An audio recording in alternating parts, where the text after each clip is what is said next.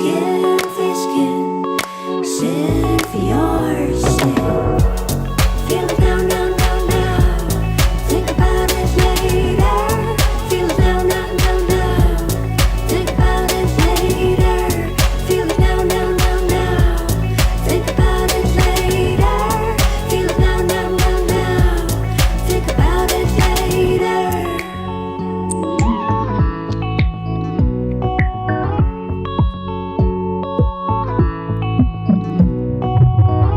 The damage is done, but I don't care.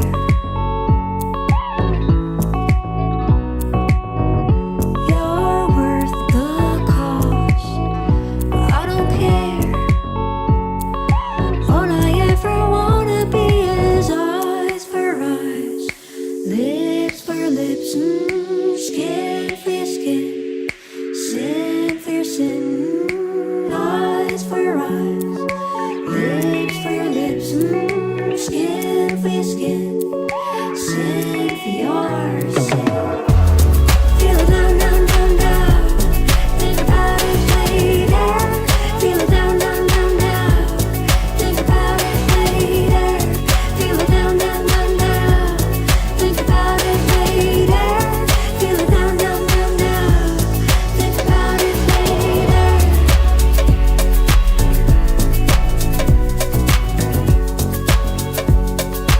All I ever wanna be is eyes for eyes, lips for lips, skin for skin, sin for your sin.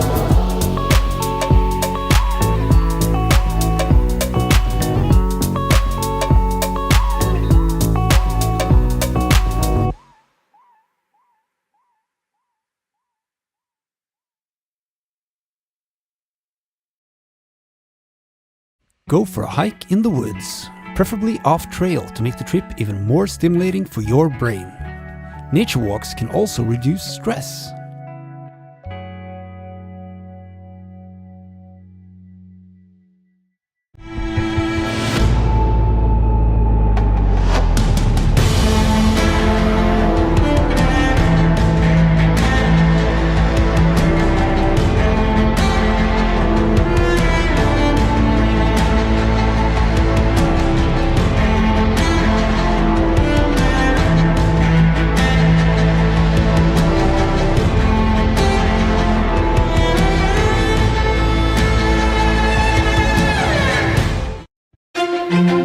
As the world entered an unprecedented crisis, chess24 quickly created the first of its kind online chess tour. Working from Monday to Monday, we brought together the best players in the world. For the largest online prize fund ever, broadcast live in 10 languages, the tour innovated and filled the void created by the lack of in-person play, reaching more people worldwide than any chess event, live or online, ever.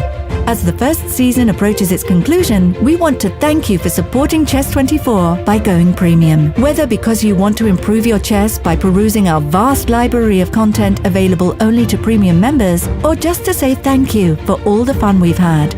We appreciate the support as we strive to entertain chess fans around the globe and expand the reach of the royal game. Try brushing your teeth with the opposite hand of what you would normally use. If it's too easy, you can also balance on one leg at the same time. When you break even the simple routines, you can challenge your brain to strengthen underused nerve cells.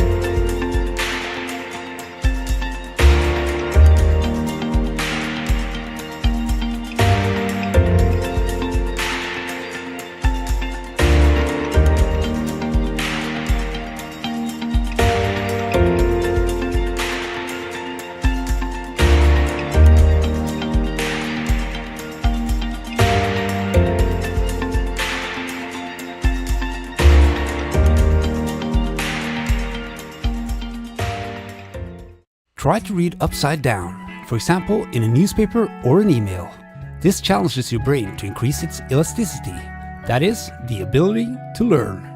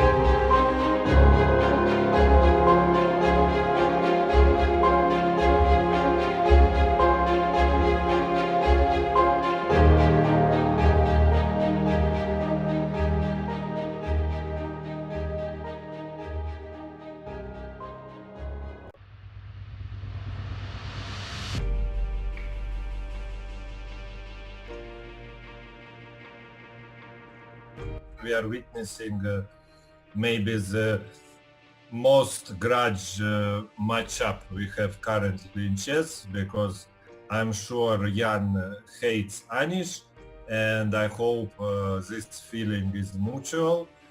So I think it's going to be very emotional and interesting match.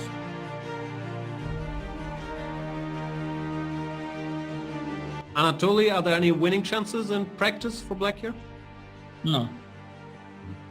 No chance. Just draw.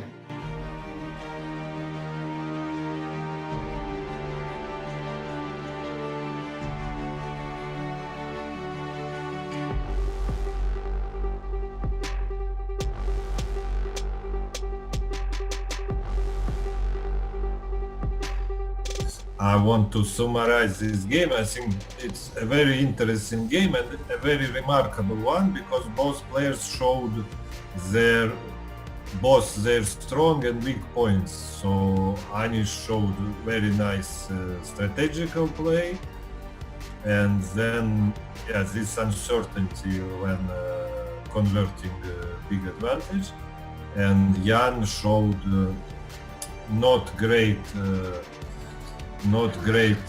playing in this Queen's Gambit structure, but then amazing resourcefulness, just amazing one. So I mean, a very remarkable game.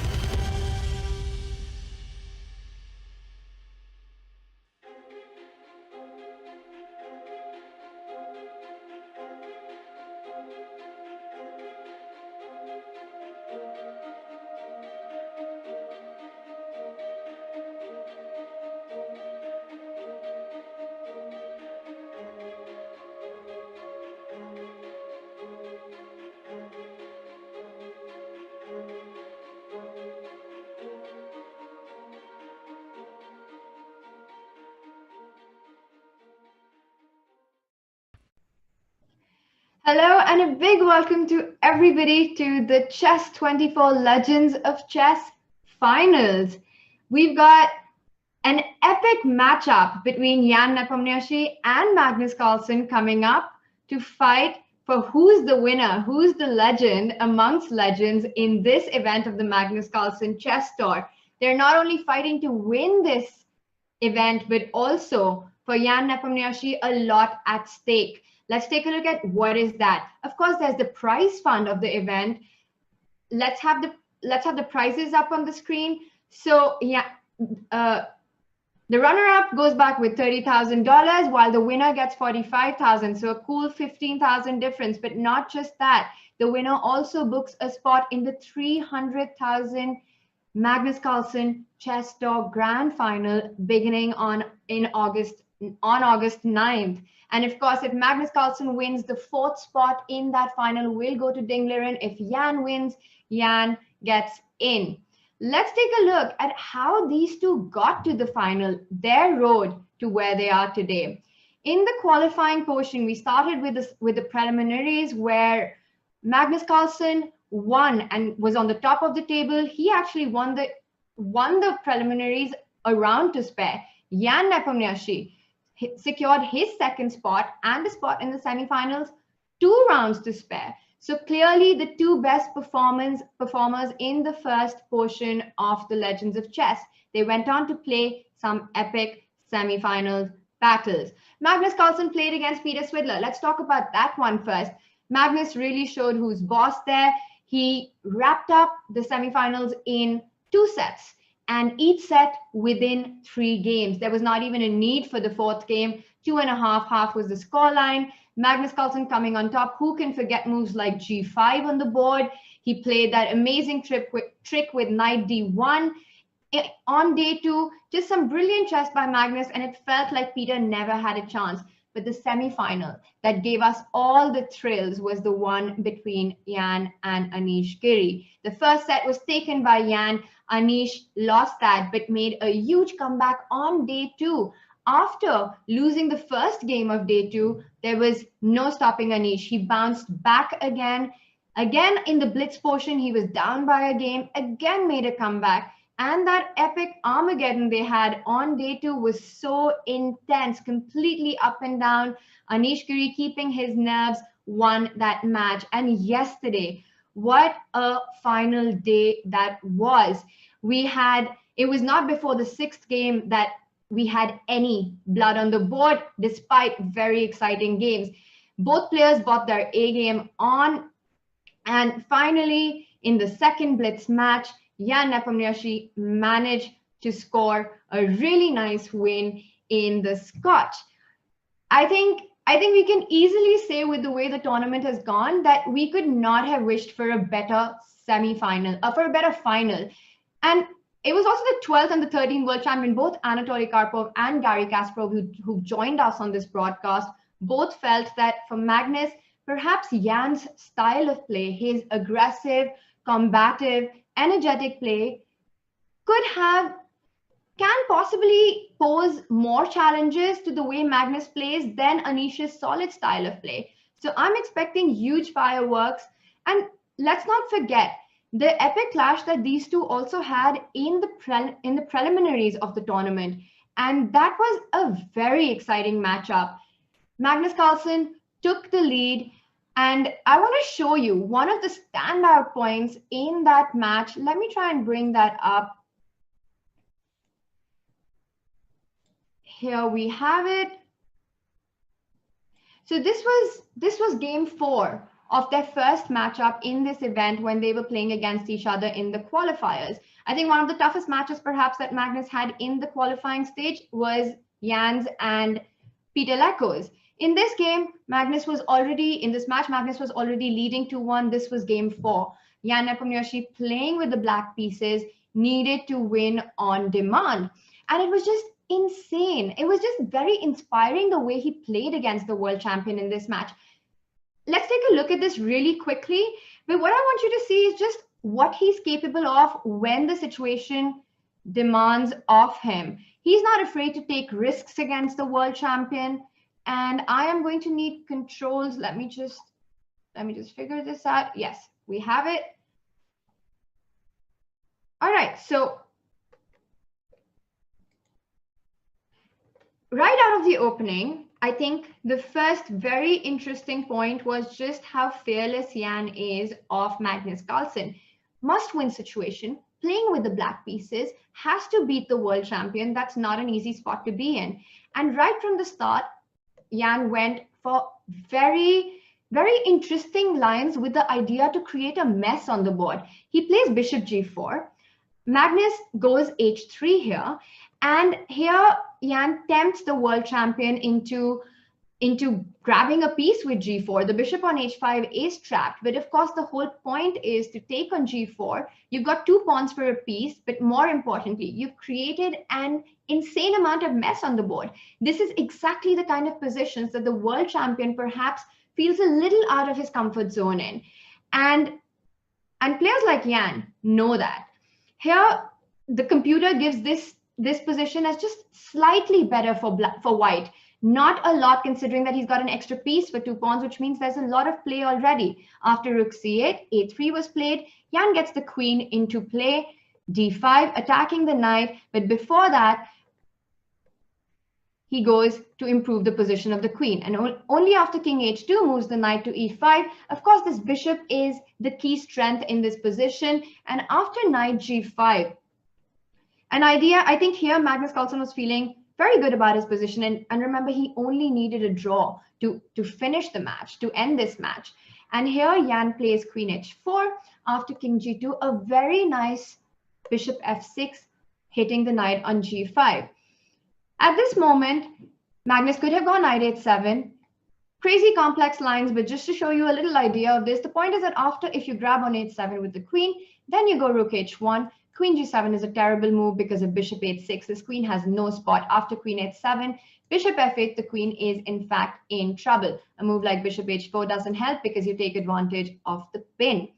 After knight h7, queen h7, rook h1, if black goes bishop h4, then a move like bishop g5, again taking the ideas off the pin, and black is in trouble. So actually bishop f6, knight h7 was pretty strong. The computer also gives lines like queen h7, rook h1, bishop h4 as the best way to go forward, but it does look like this would have been Magnus's game. But instead, after bishop f6, the world champion made one inaccuracy. He goes rook h1 first, and if you look at it first sight, the queen's kind of in trouble here.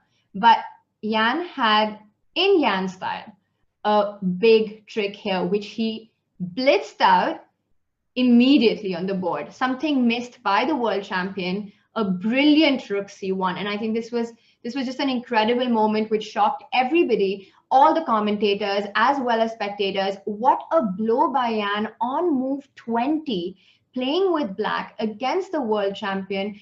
And after rook h4, the point is that if black just grabs the queen back and ends up in this ending, which was with 2 pawns for an exchange, an ending that Jan went on to convert beautifully. In fact, that's a game that I highly recommend that you check out, because it just shows how you play these kind of positions. And the point of rook c1 is that if you don't grab the queen, if you don't grab black's queen at this point, no matter what you take the rook on c1 with, black's anyway is going to pick up the knight. And just to show you the effect that this game had on the world champion himself, let's bring up the video of what happened at this exact moment. Now rook c1. Ah, okay. Oh, has Magnus missed rook c1? Let's check the camera. It seems so, right? This looks like he's missed it. Oops. Oof, he has missed it. Yeah. You can see his face. Yeah. Wow. You see, there is always a chance if it's a mess around. Yeah. Especially. And I think that is the whole point, that Jan is not afraid to make the position a big mess. And that's exactly what all of us and the commentators, the experts that we've had, have felt, that that's going to be the challenge for the world championship. A world champion where he has to face or get out of his comfort zone and face those kind of positions. In that match, it also went on to an epic battle in the Armageddon, completely up and down till the very last second, where Magnus Carlsen showed immense class, blitzed out 20 moves in a couple of seconds, and really showed how much control he has with the mouse, with his skills of moving quickly when the clock is shot. it was absolutely insane. So what we've got is 3 days, possibly 3 days of an epic final coming up. It's going to be brutal for both sides, and I've got no doubts about that. The format is going to be the same as the semifinals. The two of them are going to be playing a best of three, with each match consisting of 4 rapid games. So you've got 15 minutes plus 10 seconds in that. And in case of a tie, they do move on to 2 blitz games. In case of a tie in that, then we bring in the Armageddon. Also, again, should have reminded you of this a little earlier, but you've still got time, about 8 minutes. The bracket for the fantasy chess for the finals is open, but you've got only 8 minutes to enter before round 1 starts. Definitely go do that. Some great prizes, but the prizes are only for our premium members. Anybody can enter this contest. The fun part that I found about today's was some really interesting questions, like is Jan's clock going to go down below a minute? Stuff like that, thought-provoking stuff. So give it a shot. You've got a couple of minutes to enter. Also check out the chess24 store. Some cool drops there. We've been talking about these mugs. We all want one of them. What else we've got? We've of course got world champion Anatoly Karpov, who will be joining us in today's commentary as well, along with Jan and Judith, and hopefully Sasha as well. The Simmel coming up on the 7th of August with Peter Swidler. Remember to book your spot by buying or extending it to a 2-year membership plan using the code SIMMEL2, and you are guaranteed a spot to play against one of our legends. As always, we've got to talk about the conversations that we've been having with all of you on Twitter, which have been, once again, big shout out to everybody just engaging with us. It's been so much fun to go through the entire of Legends of Chess and come to this point of the finals with all of you on board with us. So keep doing that, because I think this is the big moment. This final is truly where it's at. So use the hashtag ChessLegends, and I will see you on Twitter. Let's get up a few conversations that caught our eye on social media. Anish Guri, banter blitz is what the doctor prescribed. Let's go. So this was after yesterday's game. We had an amazing banter blitz with Anish. You can check out the video. It's up on YouTube. Remember to play against these legends, you have to be a premium member. And after a very difficult day in the office for Anish, an amazing fight, really. It was just incredible. I think we of course congratulate Jan for qualifying, but also big congratulations to Anish for the way he played. Just absolute respect for the guy, how he bounced back, how he took his chances. Some in blitz, really it's hard to say, and it could become, it becomes tricky. And I wouldn't use the word unlucky, because I feel like that's not really fair to Jan and the way he played, because it was just amazing, the kind of chess he bought. So I don't think it was a matter of luck, but definitely Anish, thank you for making that semi so exciting for all your fans. And indeed, nothing tires a chess player. Right after that, Anish headed to play some banter blitz, and I believe he took out all his anger on all those who challenged him. So check out that video. Let's see what else we got. We had we had SRK writing in, are you even a chess player if you do not relate to this? We had an amazing interview with Jan after his semis yesterday. It was clear how he was feeling. I'm not going to tell you how he was feeling. Let's take a look at the video. Greatest achievement of yesterday is that I didn't crush my house, because I was close to break a lot of things, but I went outside, I got some whiskey, and probably that helped me a lot, because otherwise it was really hard to deal with very, very stupid way of losing the match. Incredibly stupid way. Yeah, we could see the anger at the end of that. Now when the Sasha, anger, the tilt was real.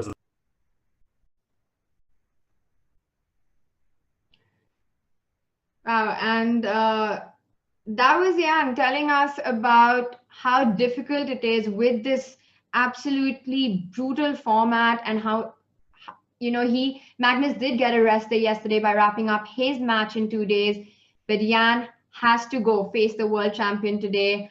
it's been very tough, but this is what champions are made of. And I feel this entire Magnus Carlsen chess tour is just the absolute height of seeing, you know, the survival of the fittest, of the very best, who can handle the stress, who can handle the format, who's got the stamina to really make it up there, and in different formats. So it's truly a test by fire for all these players, really. And as Jan said it himself, that he has no feelings, just a lot of wow, okay, we're gonna get to that. Just a lot of tiredness. Hopefully he's recovered from that. And what we have here are some photographs of cats. That's very, very interesting. So these are our arbiters' cats and our chief arbiters' cats, who are of course following the event with all of us. So it's not just the arbiters who are monitoring the players and following it, but also their pets and their cats. And we hear that it's shout out to Charlie the chess cat, also known as the strongest cat in the chess world. Send us your photographs with your pets enjoying this tournament and following the event. As you can see, that's how chess24 is taking this event very, very seriously. It's not just the arbiters, but also the cats following it and making sure the players behave themselves. And I should behave myself because we've got Jan and Judith with us already. So let's bring them in. Jan, Judith, welcome. Excited about the finals? Hi, of course I am. It's very exciting. We had actually a lot of excitement yesterday in the semifinal, how Jan promoted to the final. It was very exciting to watch it, and you could see that he's so tired after that match. So the question is how much he could recover from yesterday. Yeah. Hi, Tanya. Hi, Judith. I believe this will be a tough fight for Magnus Carlsen, who's won like 10,000 matches in a row. But Nepomniachtchi has been giving him a run for his money, not only in this tournament. I think he won every match, but the one against Magnus and then the one day against Anish. Also in their individual match, it was very close. And let's not forget, in classical chess, Jan Nepomniachtchi leads 4-1 against Magnus Carlsen. So this is going to be interesting. What do you guys think? Who is the bigger favorite in the rapid portion, and how do the odds go into the blitz? Do you think Jan has a better chance in the rapid or when the clock falls short? I think when it gets shorter, then Jan has more chances, but partly because Magnus could be more nervous.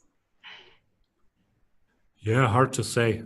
Magnus is the best in all the formats, so I consider him a favorite even when it comes to blitz, but it's very, very close. And Jan Nepomniachtchi, we've seen what a strong blitz player he is. He mentioned yesterday that he plays quite a bit of online blitz. Therefore, we've seen some dramatic Armageddons between these two. I would guess Magnus will try, of course, to win in the rapid portion, but easier said than done. Definitely, and that's not going to be easy to pull off. And for me, I think it was really interesting also to get both Gary's and Anatoly's insight that how Jan's style of play is such a clash for Magnus. We're going to be seeing all that shortly as the games are about to begin. The players are ready to go. So I'm going to hand it over to Jan and Judith to take us through game one of today. Thank you, Tanya. We see Jan Nepomniachtchi. Is that the same shirt or sweater as yesterday? I would guess so. Probably brought him luck. Well, chess players do have their lucky shirts and pens. I had my pen, lucky pen, until it was allowed to have your own pen, right? I had a lucky lion too, but then I was only a child.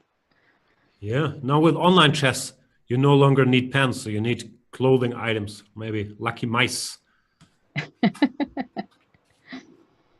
It seems to be going to have Sicilian. I hope d4 is going to be happening, not bishop b5, but you never know. It seems like Jan is hesitating about it.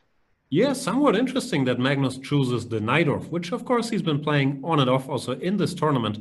But it's also Jan Nepomniachtchi's main weapon, the c5 followed by d6, something he's done for years. So Magnus is not afraid to fight him on his own ground and also to look for a sharp game. Typically, if he wants to be more solid, I would guess he would choose e5 or his Sveshnikov.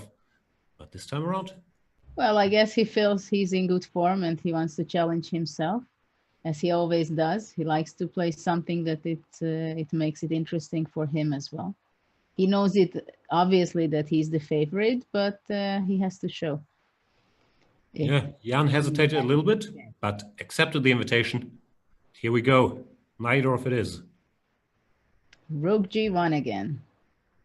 No longer a surprise. It is an amazing move, though, just preparing g4. Yeah, practically, if you want to play tactically and sharp and wants to go for an advantage, nowadays everybody's doing something in order to be able to play g4. Rook g1, f3, something like that, or bishop e3 first. Yeah, But, that h3 and rook g1 have become main moves in this position is pretty impressive in itself. What is interesting that both players are not flashing out the moves so fast. Of course, they didn't spend too much time yet, but still, it's like they are trying to feel each other, what form they are, what the other one wants, right?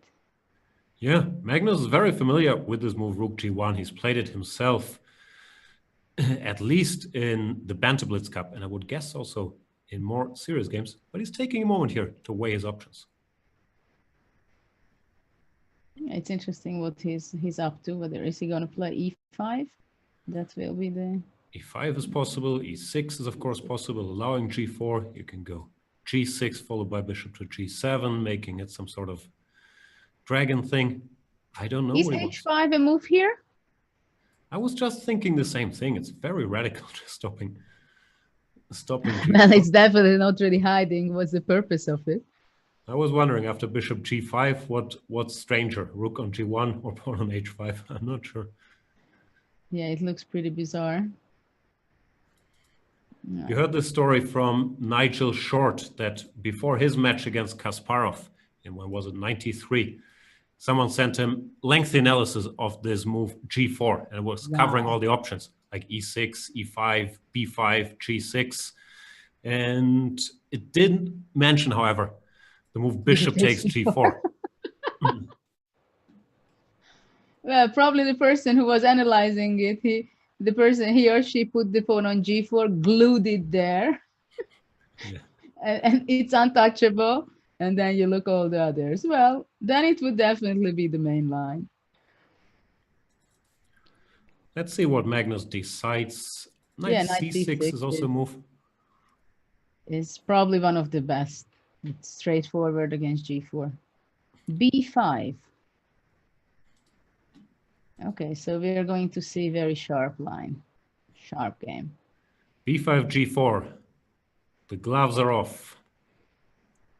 What happens after b4? I guess knight e5. Queen f3. Take the pawn. Queen f3, yeah. Bishop g2 doesn't seem to be a bad choice either. Yeah, it's too greedy. Yeah.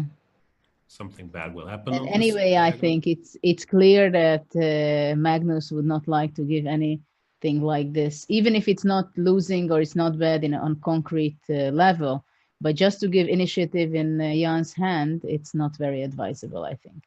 You want to avoid that. Speaking of initiative, bishop to b7 was his choice, attacking this pawn. But Jan says, you know what? Pawn is all yours. Goes g5. He could have played f3 or something, defending it. But he goes g5. Well, black must take on e4, I guess, to accept the pawn offer. Sacrifice. Looks like, no? If he goes away, then white will have won the staring contest, not losing. Well, psychologically, obviously, it would be a great success for white, and probably white is also going to be gaining a tempo, playing f4 at once. But really the big question is what happens if black takes on e4. And at this point, of course, it's very tricky because Magnus is also wondering what Jan has been cooking this morning in this opening, in his preparation. Magnus decides to be practical, not to find out what happens after knight takes e4. So we can say that the small little battle of the opening, Jan won. One very small little detail. Still just a Sicilian, but typically white doesn't get his pawn to g5 without losing a tempo on h3 or f3, something like that. So yeah, Yes. good start for Nepomniachtchi. And also he has 2 minutes advantage. So the out of the first 8 move is he gained a bit. But of course it's far away from having a clear advantage or winning the game, right? Yeah, I That's think Magnus great. just made a business decision that if he plays knight takes e4, he will be playing against the computer, against Nepomniachtchi's preparation. Exactly. So he says, Exactly. okay, I'll give you a small edge, but let's play chess, please. So the question is how white is continuing attack, either bishop e3, f4, or maybe white has to go a3 eventually against b4, because b4 is something black is going to be playing, so a4, a3 is played. Yeah, we've discussed this the other day. It's very common nowadays to spend this tempo, just stopping b4. I'm also curious how Magnus wants to play. If he goes e6, or if maybe he tries to fianchetto this bishop with g6. Not sure. I think he would be going e6, but he did I g6. was right for once. He played g6. Well, you are his second, yeah, so you know him better. I do not know this position. I don't even have to lie. I've never seen But him before. if you know the character better, then you know how things are. I wish I could guess Magnus's moves. But yeah, Okay. he's played g6. But later on, which... h4, h5 will be coming. That's pretty clear, I guess. But first, maybe bishop e3 to develop. Nope, h4 directly. h4. Okay, so bishop g7. Now h5 or bishop e3. Looks like both the g and the h pawn will make it up the board early on. Looks dangerous. No, even this h6 is a little annoying. Yes, I was just thinking the same, that h6 is kind of a threat to push back the bishop to f8, because otherwise bishop e5, f4 would come. Knight f6, so it becomes actually pretty forced what they are playing. Maybe knight e5 is coming from d7 as an option, threatening knight d4 and knight f3. Do I have time for h6 now? Then knight d4, I think. And h takes knight f3. Yeah. We have to take. Yeah, and rook g8. Yep.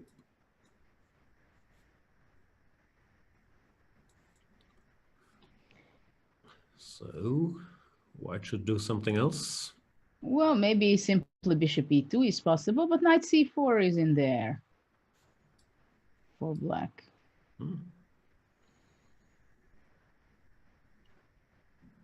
Also, at some point, well, probably not yet. I was wondering if gh5 is possible. Right, just to get rid of this h6 nuisance. Yeah, I'm also not sure. Knight takes c6. How do you recapture? I take with the... so if I take with the bishop, you really want to push h6. Yes. Yeah, that would be taking advantage for you and f4. Yeah, knight d5 is not good, I think.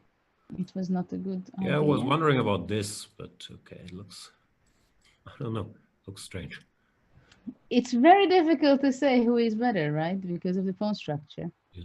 And black is not in danger in his king structure, king placement. Maybe castles and e5. We don't get mated so quickly. Like, I don't know. Could be. No, I don't like this for white.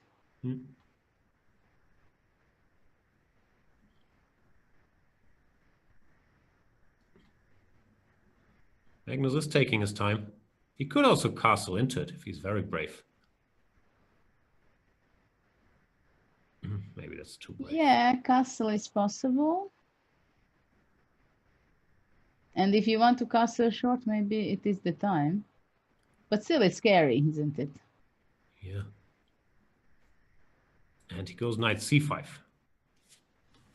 Yeah, just keeping the tension for the moment. How does that fight against our plan? If h6. Yeah. He just wants to take twice and play e5, maybe? Well, let's see. Maybe takes, e5, queen d e3. Knight e6. Very sharp, but maybe it's okay. The king will not get checkmated so quickly. Might have some squares. Very unusual. I'm not sure I've ever seen something like this in this opening. Pawn on h6 and black's knight on e6, controlling d4 and f4. Yeah, me neither. I think it would be nice for white to keep the tension with having the pawn on h5. So what happens if knight c6, bishop c6, and bishop d4? To have the same position, Two options. but to We have could the take. pawn on h6. I was also wondering if e5 is insane. Yeah, but then bishop c5, I thought. Even h6, I wasn't so sure. Yeah, or h6 is possible first, or now. Yeah, this looks a little shaky. h6 is still forcing the bishop back. And knight d5 even. Oops, sorry.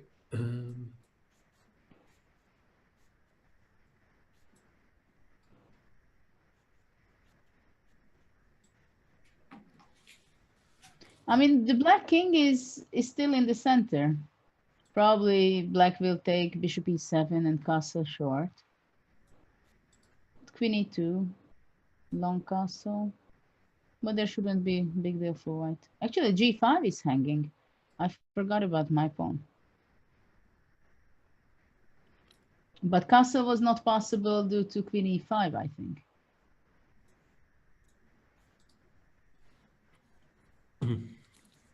Yeah, looks scary. I don't know. Game might continue, but who knows?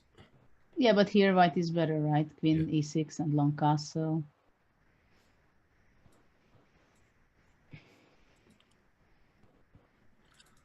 Probably won't happen. Nepomniachtchi. Yeah, probably some tactical, straightforward things will happen by Jan. Okay, so we checked h6, knight c6. Can white play f4? In order that black cannot play e5 after exchanging everything on d4. And h6 is actually a threat, I think, now. Exactly. Yeah, looks very logical. Maybe time to revisit. But gh, then we give this f5 square now. Oof. It's too sharp. That's why I play e5 and then bring the pieces out, put the king here. Well, there is no way back in this. He pulled out his sword also, so now the fight is on. Indeed. f3 played by Nepomniachtchi, just covering e4 for a rainy day. Also logical. Yeah, of course. Generally speaking, the pawn should be on f3 defending the e4, especially knight on c5 is putting pressure there. Crippling this bishop on b7 a little bit. I like it. I was wondering about making some very strange move like knight to e6, but I think I would be taking and bishop h3. Might be asking for trouble. Yeah. Yeah. Well, I'm not sure though. I mean, after bishop h3, maybe black goes takes on c3 and bc3 e5 with the plan of bishop c8. Such a strange structure. Yeah, but white has an awful pawn structure as well. Yep. I mean, it's not something very regular to have this pawn structure. That's true.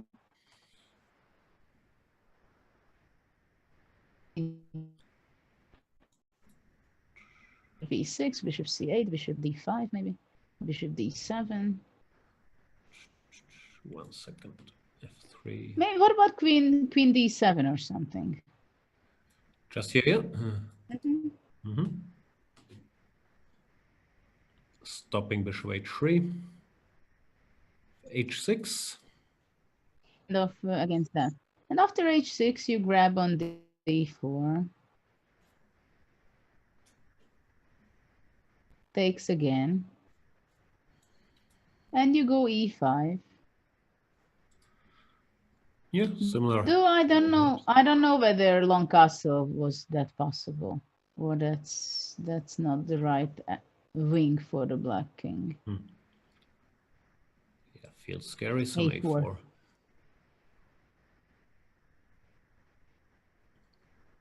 Though queen normally in the Sicilian is not the place of the queen to d7.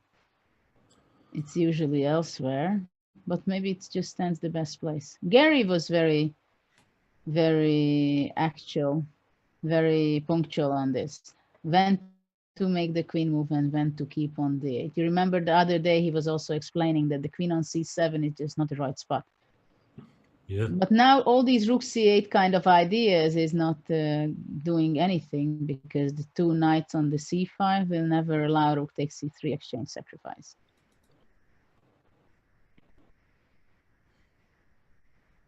Magnus taking quite some time here. He's down to 7 minutes. Nepomniachtchi also spent a little, 10-15, so they're both not rushing. No, they both feel the importance of the first game. And of course, Magnus knows that how dangerous Jan can be, right? He can always pull out some aggressive idea, mess up the position, have some all kind of tactical ideas.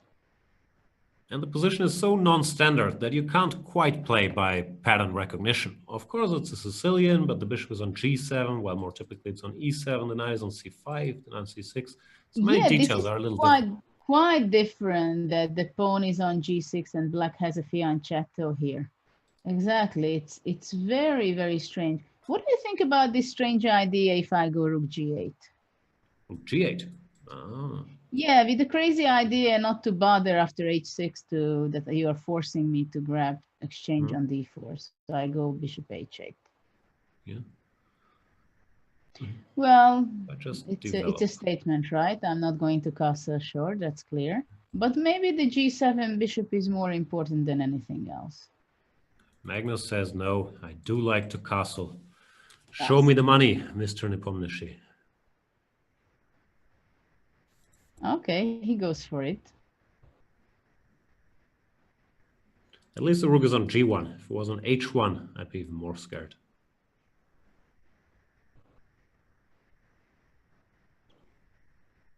So the usual decision if h6 or not, but I would guess... But after h6, he's just moving away bishop h8. Yeah. It also feels strange, or to me it still feels strange at least, to keep the files With which closed. color? Which color does it feel strange for you? No, h6, this as an idea, I'm still not used to it. Yeah, I wouldn't push. I would rather keep the option to play and attack on the h5. I think I would I would go rook h1. Yeah. Then all we need is takes, queen to h2. But also possible to what about take simply on c6 and queen d2? Unless you want to take bishop c3 in the intermediate move after knight c6. But probably not. Yeah, feels risky. These pieces aren't so great. Well, this game will be risky for until the very end, I think. That's true. We're past no risk. That's already clear. Jan plays HG. Takes d6. Yeah, because he wants to ask with which pawn do you want to take back? Yeah. It's a fair question.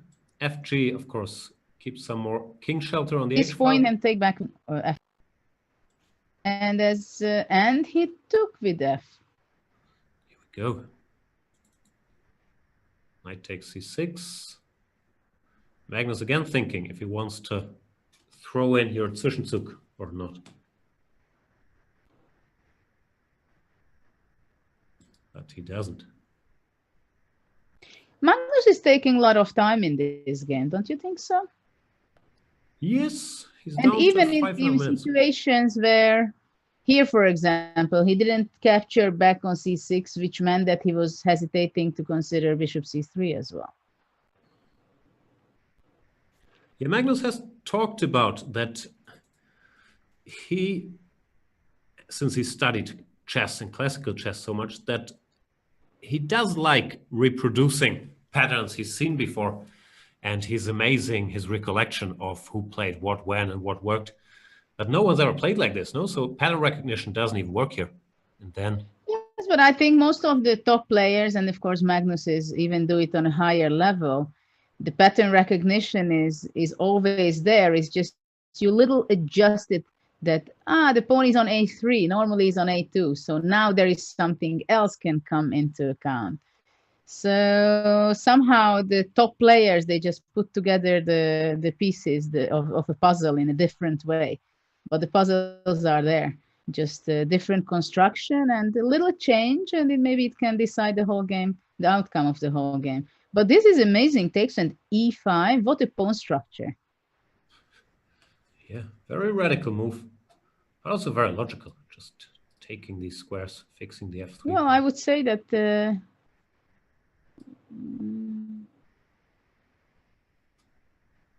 I would play maybe bishop g4 to clear the h file for the rook, and also defending the f3 pawn. So to play queen d2 next and rook d1. Just a straightforward doubling, and then rook h1, queen h2 sometimes. But it's a big question where white is going to be taking his king, so the rooks has the connection. Yeah. Because ideally white will have his rooks on the h file, doubling. It's a long way to go. And even after that, if black goes rook a7 or rook f7, still not much happening.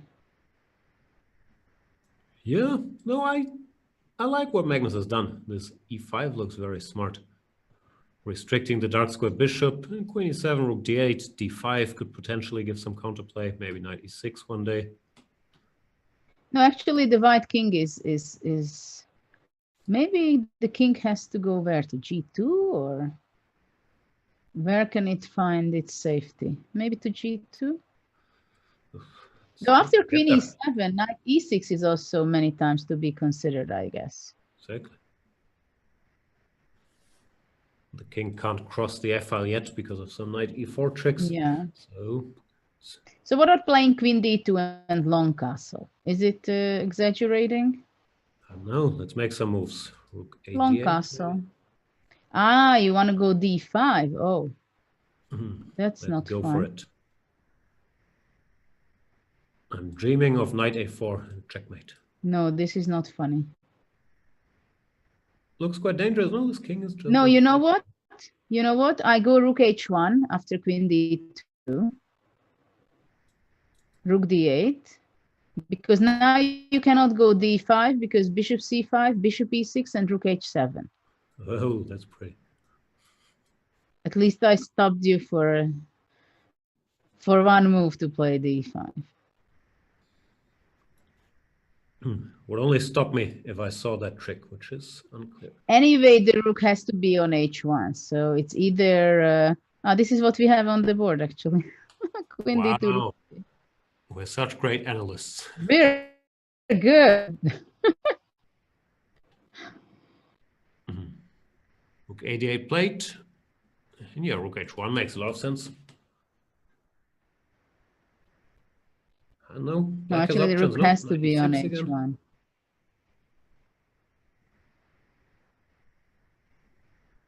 Yeah, knight e6.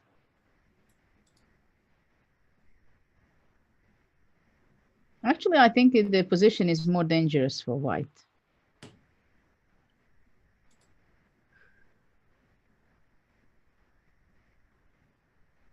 And I think that, well, I don't know.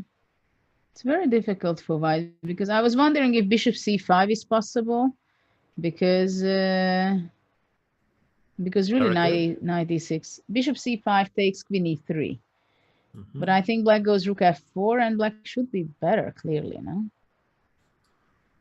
Black should just have an advantage. Nepomniachtchi is trying to fuel the flames, goes C4. pawn to c4. And now Well, long castle. obviously, Wow. there is no game where he doesn't offer pawn for the opponent, right? Or there barely. So what's the idea on d5, queen b4? But d4, maybe anyway d4. Queen takes c4, rook f7, or king h8. Mine looks like collapsing. What else can we do? Takes bishop e6 is slow now. What does he have in mind? Maybe just ed. Yes, but after ed, well, knight e4 is just not winning yet because of queen b4 or queen a5. Yeah, that's the bailout.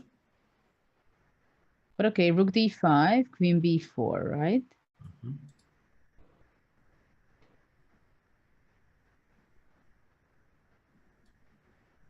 No, but this looks very bizarre for white. This c4 long castle, sorry. This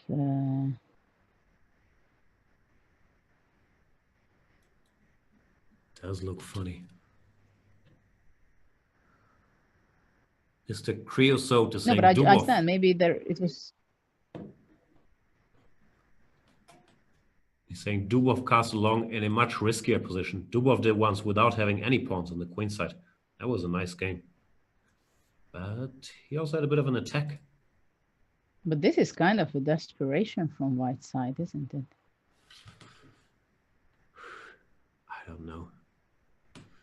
Still a lot of tricks, I'm sure, but it does not feel like this should work. Magnus goes knight to e6. Yeah, he goes for the classical way of doing it, right? But he gives back the c4 pawn. Queen to c3. So on bishop b5.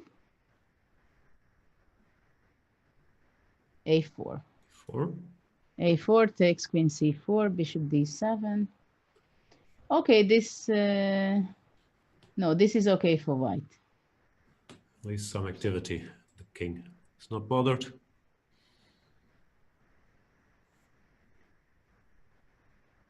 Okay. What else is there? He didn't miss queen c3, or I guess it's unlikely.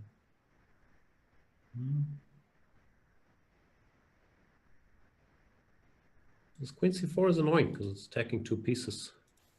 He starts with bishop d7. So after queen c4, what is his plan? Feels strange, no? Knight e6 followed by bishop d7, giving that pawn. Yeah, it's kind of strange to me.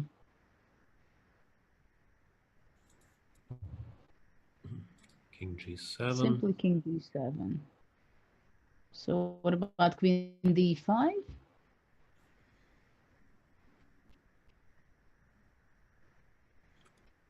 Let's be passive. Bishop b6 is coming. Actually, knight f4 takes rook f4, queen d6. Well, no, I think bishop f4 and queen d6 is just fine. Nasty pin.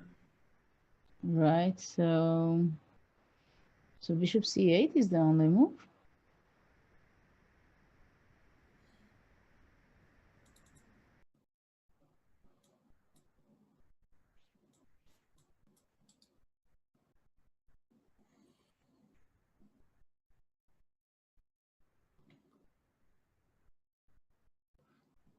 Let me check with the chat. What should he have done instead of knight to e6?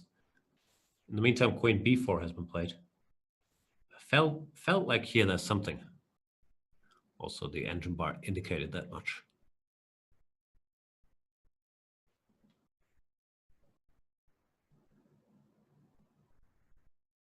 Knight a4 apparently was the move. And if queen b4,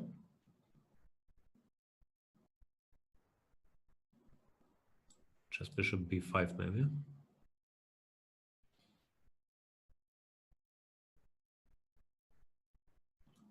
We'll find out. Back to the action.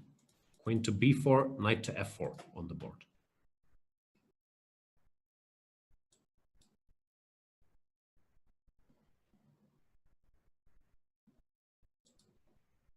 He takes.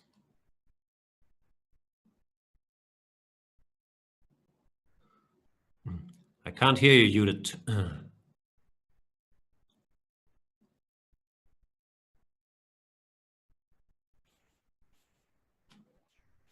Yes, sorry about that. Some we're technical back. issues. Rook takes f4, queen to g5. You're missing drama here. Oops. Magnus using this pin. So white is going to go rook takes d6. Check, I guess. Takes, king b2, takes on d6. If Takes anybody's and better, it's h5. black, no? It's h-pawn. Yeah, the h-pawn is not playing jokes. But white goes c4, h4, c5, and maybe we are... Queen d7, queen d7. Ouch. Try to keep that. So you have to go queen h2 first before... Well, okay, draw you have, of course, with black, but that was not the idea, I guess. Yeah, but then queen b, king b3, and after h3, c6, so you have to waste time, lose time with moving the queen, right? Yeah. Well, this works for white. Let's think if there was more. Rook d6, queen f4, king b2. Okay, keeping the rooks makes no sense because rook d7 is... Well, that looks too dangerous. So takes. How's the pawn ending if I just take? Ah, I think white should just go c4 anyway. Or queen e7 check. No, queen e7, queen f7. Sorry about. No, that's not good. So c4. Queen e4, c5. So you don't have queen d4 because of your king is far away. But I think this should be okay for white. Yeah, very typical in queen endings, no? You just push your one pass pawn and you ignore everything else. Yeah, no matter how many pawns down you have. So rook d6 is on the board.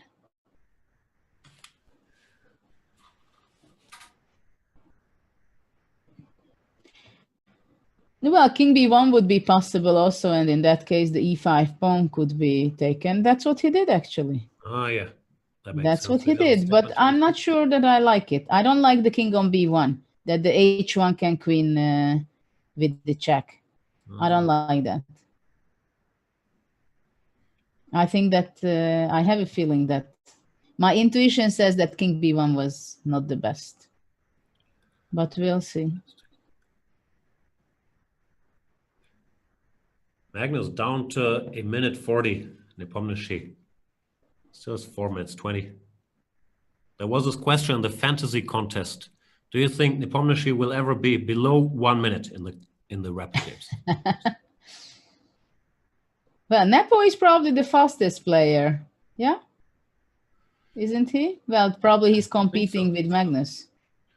But in this game, he's definitely the king in spending less time, more time.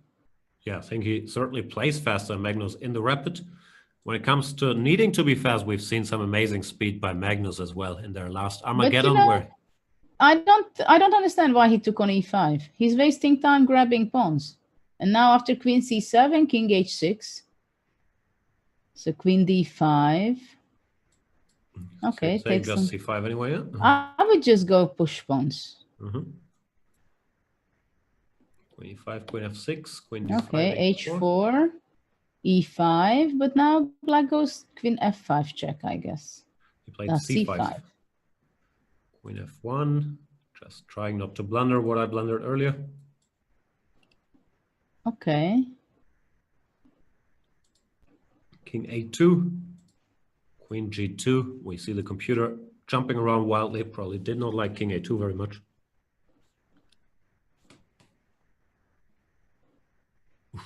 This is tough. If anybody can win this, it's of course black with his h-pawn. But will he? Well, he's one move ahead, right? Exactly. But Magnus wants to gain time and control over the c7. That's also understandable. King a4. At least there's no more checks now. So Well, F3, I guess c6 and e5. c6 here, e5, controlling the square. Ah, Now we have hops, checks queen again. h4 and game over. Yep. So white has to go what? Queen d7? Mm, This looks very scary. very scary. For queens, usually whoever moves first wins. So this is not What ideal about for queen white. d8? Um, Queen d8 instead of c7. uh-huh. Queen e5. Queen e5. That's a brutal square for the queen. Just controlling everything. Continues queen h4 and c7, but I'm scared. But queen h4 and c7, black just takes the pawn. But queen b5 is not a bad option either. I both blundered the pawn and mate in one. That's a lot of blunders in one move. I told you the queen is good on e. So this is on the board, c6, h2. Queen d7 also looks like the move. No, but I believe that this is a great example of having your decision making king b1. You just don't do king b1 when the h-pawn is marching ahead.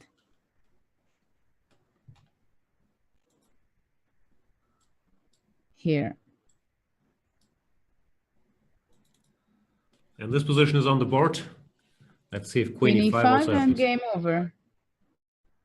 Yeah, this mating threat is a nice little bonus, isn't it? Queen f8 is just one check. And it's there. Wow. Well, it's not a good start for Jan, that's for sure. I would even say it's the worst possible start to lose with white. Yeah, because you feel like that you lose a game with completely unnecessary mistakes, right?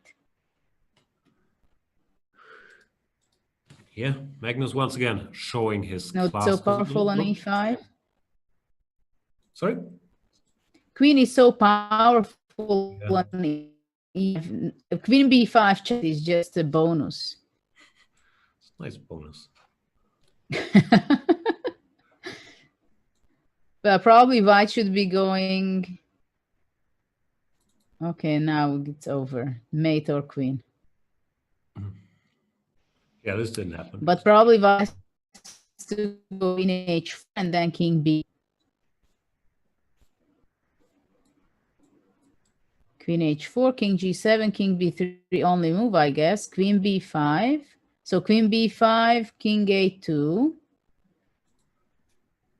This is on the board. Maybe g5. King g7 played. I'm not sure where. King b3, of course he's fighting. So maybe it was not. Me too. It's lost. Queen b5, king a2, queen e2, and queen f1 or queen f3 and queens. Because king c, then queen c6, but now queen e2. And then it's either way. Yeah, probably has to try this, but it's not exactly fun either.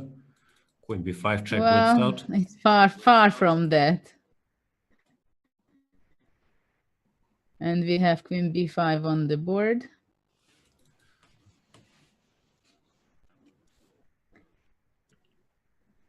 Yeah, king c3, queen c6. How is he going to still fight?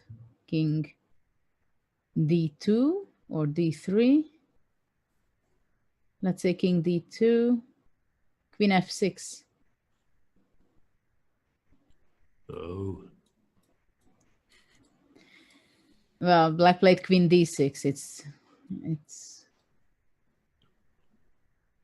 well, Jan is just spending time so he can get over it, to gain some time before the next game, to calm down as much as you can calm down, right? after this game? Yeah, it's also the typical. Of course, he knows he's lost, but you don't want to say goodbye to the game yet. You want to mentally. No, but also the other problem is that they have only a few minutes between the games, right? 5-10 minutes max. So he has to focus that how to recover within a few minutes for game 2, playing with the black pieces against Magnus. Played king e2. This queen f6 looked very good, no? Queen a3 is also not bad. Yeah, it's just hopeless. His pawn is too strong. Can't be taken. Yeah, and in queen endgames, it happens so many times that you would just like to get rid of your king because somehow it's on a bad location, bad square, wherever it goes, right? Because there are some tactical issues. Just wanted on a7, so there's not that many checks. Yeah, somewhere there it would be a good spot. Queen a3, king f2. Jan is fighting, of course, but hope is limited. Well, if he reaches h1, then he would have some. But now Magnus is teasing him. But now it's over. Yeah. So you see how good it was to grab the a3 pawn? It's better this way. Yeah.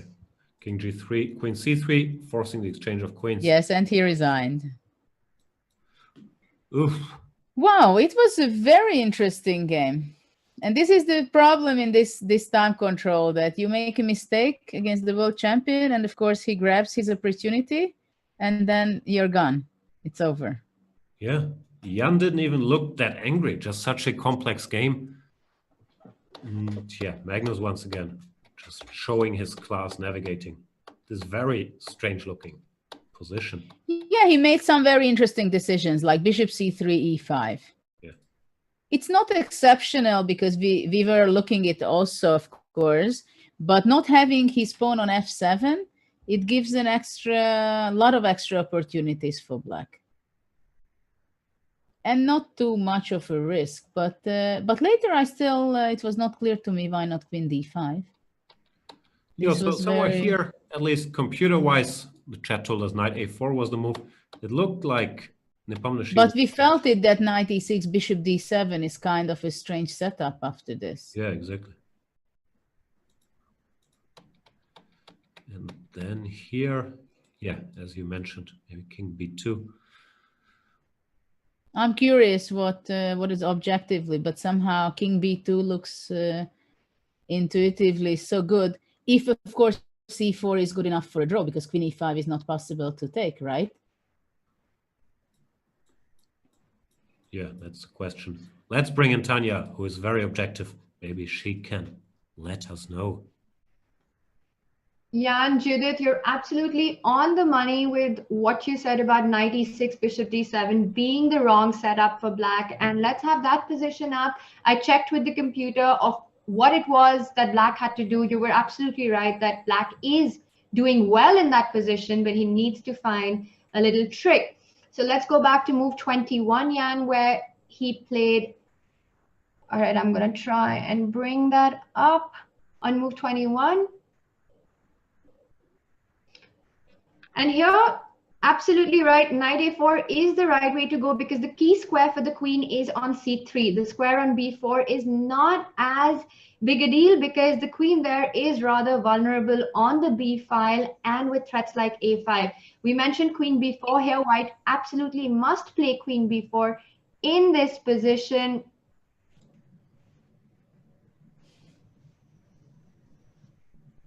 White must make the move here, queen b4 in this position, attacking c4, because otherwise black just keeps this pawn and is completely dominating. And here, bishop b5 is an option, but it kind of, White's doing fine after a move like rook d5 here, kind of keeping everything under control and not easy for black to continue. But it's not a bad move.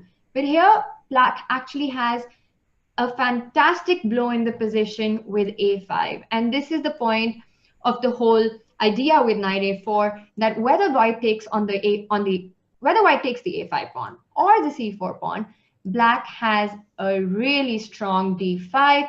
You take on d5, and it's actually game over with queen a3. So the a3 pawn is actually really important. And the other important moment in the game, after the way black handled that position with knight d7, bishop, knight d6, bishop d7, around here, white was doing absolutely fine. And let's go straight to the moment where on move, it was, yes, so this was the big blunder by white. Actually, things are still under control, but white has to again find a very tricky maneuver. Now, of course, these are lines checked by the computer, so it's easy, but it's also very instructive to see how white can deal with this position, because this h3 pawn is extremely strong. And as Judith, you were showing some tactics that this king can actually get mated on b5 in certain positions. Here, the right way for white to continue and keep the balance between these two pawns queening was to first give a check, move the king away to h7, further away from the c pawn. You don't want to go to f7 because that just ends up with a million checks. King on h6 also comes in the way of checks on h8 in many variations. King h7 is given as the best line in the computer. And now this is a very instructive moment because white has to make a move like queen d6 here. This queen has to be pushed away, also controlling the h2 square. And this was the point of making the king move from g7 to h7, so that in case there's a queen trade, the king is not in time to catch up with the d pawn. And the whole point is that after queen d6, wherever, even if black goes to h4, threatening h2 as well as the pawn on e4, a simple move like queen h2 actually works really well. It's not a very simple move, of course, over the board, because you give up this pawn on e4, but now the king comes to help this pawn advance as well as there's threat on h3. So this was the other moment, but unfortunately after c6, the computer does give it as completely lost for white, and Magnus Carlsen showed us how it's done. Let's also, I see that we're joined by Anatoly Karpov on our broadcast. Let's welcome the 12th world champion. Welcome, Anatoly. How are you today? Good evening. I'm fine. You? Very well, thank you. Did you catch the first game at all? Did you see what happened? I just saw the ending, but it was not clear for me why white could not take on c4 with check after, no, on c6 after d5. After d5? Queen b4, a5, queen c4 check, d5, queen takes c6. Queen check, king d2, d4 check, king e2, knight c3 check, as I Let's pull that up. If you could go back to the winning position, or the very good where Magnus played knight d7, and instead of that you were suggesting knight a4 is the first good move, and after queen b4, a5. Yes, I'm just going to... 21. Move 21. It's around here. Yeah, after long castle, move 21, after b takes c4. Yes. Long castle, and here you suggested that the computer says knight a4 the powerful move is. Queen b4, a5. Queen b4, a5. Queen takes c4, d5, and takes on c6. Yeah, queen a3 check, king d2. Then d takes e4. Yes. pawn takes e4, and then And king e2, knight c3. Oh, this is so yes, I understand. King f2 is not possible. Knight d1. Knight d1, rook d1, rook d1. And then nothing happens. Queen e6, rook f7. Rook f7, yes. And then queen f8 and yeah, probably, but still queen e5.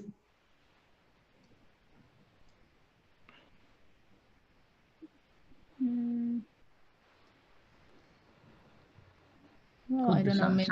Some fight. Yeah.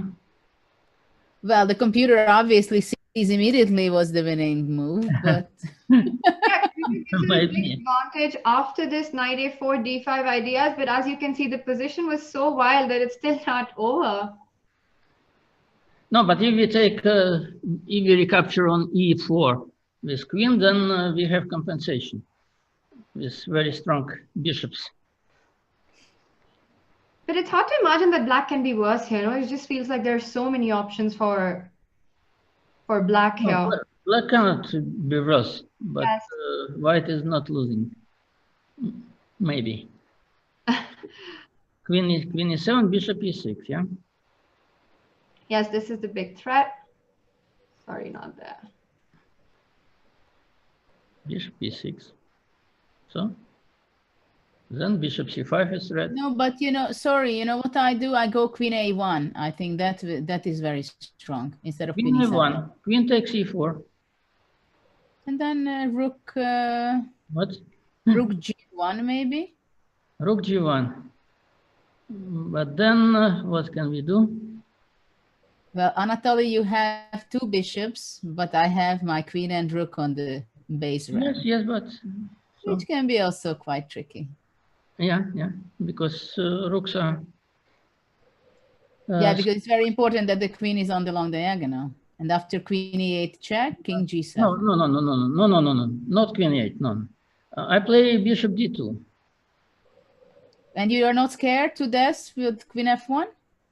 Queen f1, king e3. You don't have checks. What about queen e1? Queen e1. Ah, yes, that's unpleasant. I just don't want to play. Yes, that's But unpleasant. you know what? I even do rook e7 instead. No, that's maybe overdoing it. Sorry, bishop e6 check then. Bishop e6 check. Yes. Yeah, no, that was a little bit overdoing it. So. Yeah. Queen e1 is good enough, I guess. King f8, queen f4, and mate in 2. Okay, so the game started, I see. Game number 2 is on the way. Hi, Anatoly. We have Grunfeld. Yes. Grunfeld. Yes, my favorite variation for white. Oof, they're blitzing out all these moves. D5, B5. And what is it? They played this the other day, where Giri took on C5 against Nepomniachtchi. Huh? So what happens if we take on c5, then rook c8 or what? Rook c8, bishop b4, and then a5? Okay. I think, I can't remember as usual. Yeah, I think you're right. Rook c8, bishop b4, and queen c7. This is what they debated the other day. Yeah. But Magnus today plays bishop to e2, does not take the pawn, Yeah. which I believe he's played before against Grishuk. Rook d1. Where rook d1? Yep. Who's better and why? I don't know. But I would consider bishop h6 instead of rook f to d1. Bishop h6 is not working. Not sure.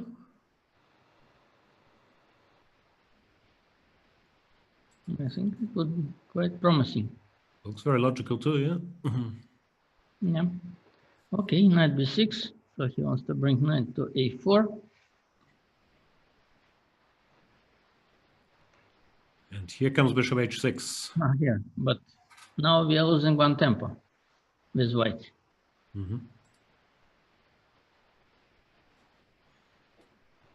Maybe it's not so important. No, it's important because now queen takes no, bishop takes h6. Queen takes. Or no, not taking. Bishop takes f3 and knight c4. Yeah. Yes, that's what I wanted to suggest. Takes knight c4 and b4. And or queen takes a2. So we go somewhere f4, and you take. G. He Okay. played but- gf. He's not allowing knight c4. This is probably only move. But now, what white wants?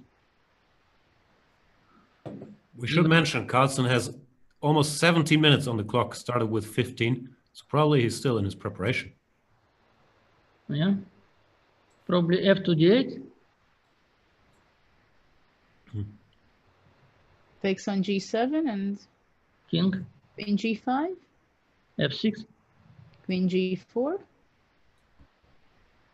And then Well, rook c7.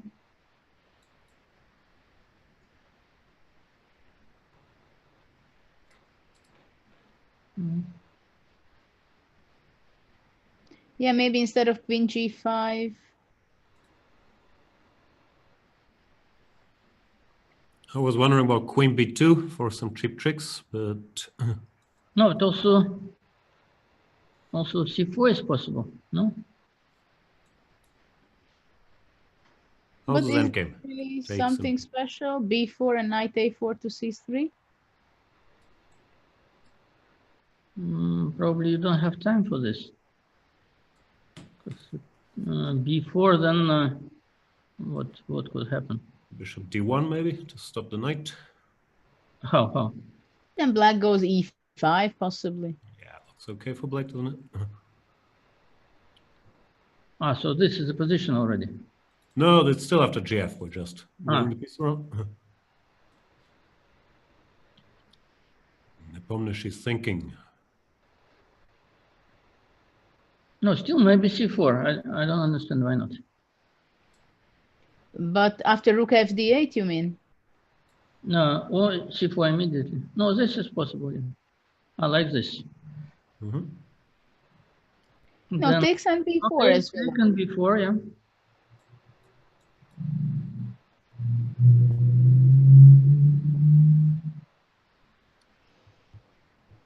f4 maybe? Okay, a5. Or Or knight a4, right? Or knight c3.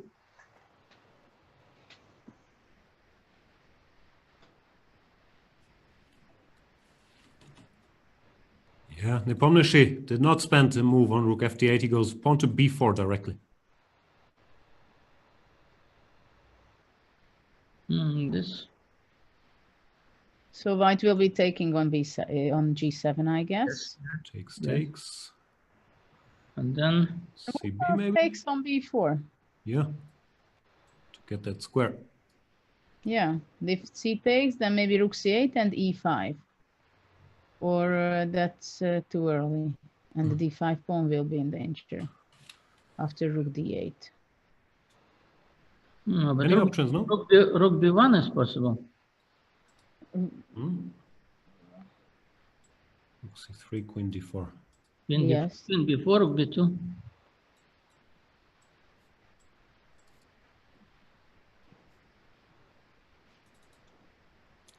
Surprising move, this b4, no? Gives white so much play.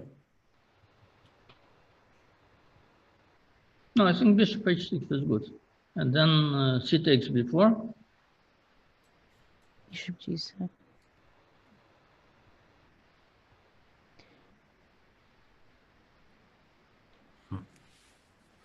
I don't see what he wants to do. Queen takes? No, but queen takes even Queen queen. b4 doesn't look something that you wanted to do. Queen f4. Yeah. Okay. Queen f4, queen. Yes, queen f4 is good. Yeah. Well, probably queen b2. No, c4 is possible. Queen f4, c4. c4, maybe I go e5 and d6. And then who is more dangerous? d8, d6. d6, and then queen c5.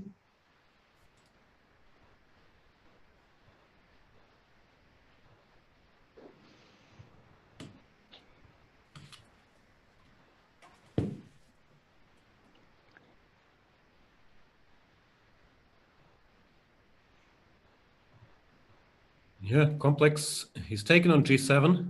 King takes. Yeah, that was expected. Let's see if he takes on b4 as well.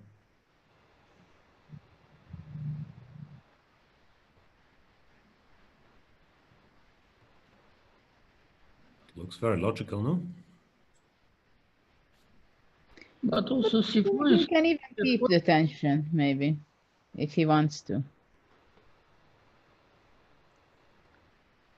Yeah, the question is whether how strong is really after c4, knight a4, knight c3, because the c3 knight is strong and maybe even a2 pawn will fall off. But maybe white can just give a storm with e5 and attack. We can play rook c2, knight c3, rook c1. And then preparing Queen c7. Bishop d3 and then f4. And in But case, maybe I will not allow you to play f4. I go queen c7, and after bishop d3, I go e5. c7, like this. And then? Well, I just definitely don't want to allow f4 for white. That's clear. But bishop f1. I think now black is doing fine. Carlsen think black decided is- to take on b4, and c takes b has been blitzed out. So now rook b1, that's the Rook critical. b1. It's quite clear. Rook b1. Maybe, what about, can black go knight a4 anyway? Before? No, queen before. Oh, sorry. He's played rook c6. Oh, why? This I don't understand what will happen. So knight a4 is possible, or rook takes. No, knight a4 I would play. Knight a4, rook a6, that's the trick. Rook a6. No, first Oh. take. First take. That's a nice catch. Yeah.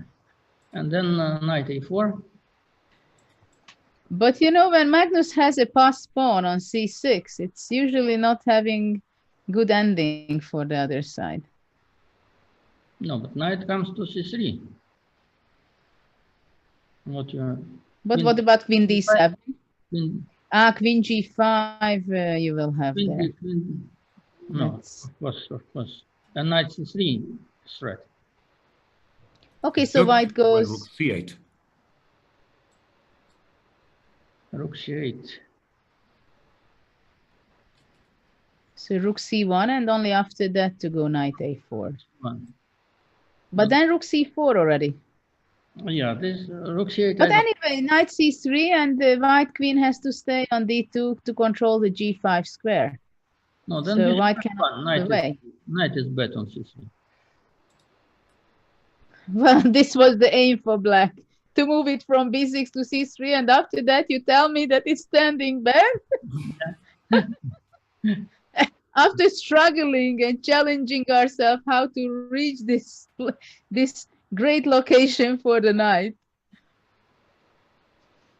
No, knight is bet now. Why, was it standing better on b6? No, but if knight would close rook on c1, then Yes, I understand, of course. then knight on c3 is in bet. Oh, you know what he wants? Maybe after rook c1, he wants to go rook d8? So tricky. But maybe it's just queen e3, or what do you do? Because if you go queen e3, then queen a2. Queen a2. But if you go, just a moment, What a tricky idea. If we give a check, Queen play b2 c7. check then, yeah. Yes, but then I go queen g5, and maybe that's Then square b2 for check. the queen. This is check. No, king b2, maybe f6 is better. I don't like the base rank. Queen g5 and rook d2. f6, no, I don't play like this. Not c7, why c7? f4. b3 maybe? Or that's overdoing things. That's B3. over pushing it. No, I go knight a4 and put it on c3. Yes, knight a4, this is the best move. And then what do we do? Queen b3. He didn't play rook d8. He missed it. He played knight a4 immediately. Knight a4.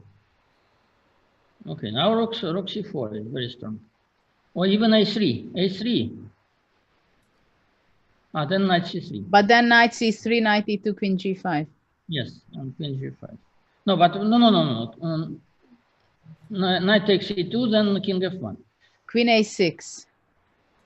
And then? Queen a6 and rook c6. And you don't have b5 because rook c1 check. No, but we take on e2. Sorry? No, also another story. Another story, b5 here. No, knight e2 check, king f1, Queen a6, a6. b5. Yeah, but is this anything? But he doesn't need anything. He needs only draw, yeah? Okay, but I hope Fair enough. probably Magnus wouldn't like to hear this. I mean, he's playing every game for a win. Still here, I think he's definitely, he played rook c4 Better and here. knight c3. But I think he's playing for a win here. No, bishop f1. What we were talking. Played. Yeah? Mm-hmm. Magnus wants to finish the match in 3 games.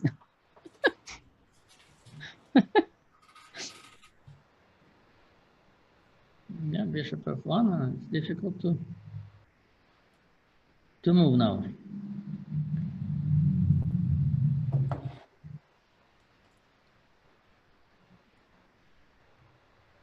Yeah, it's a question how to deal with this position for black.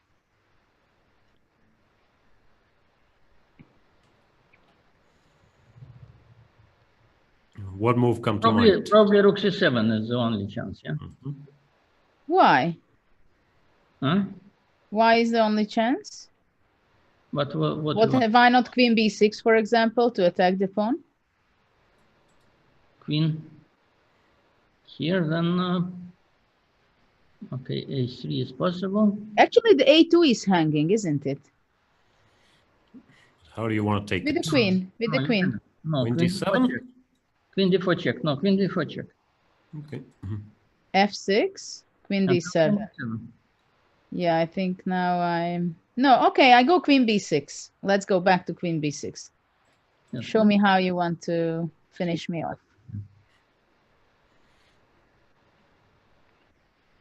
So a3 is possible. But the c6, I cannot take.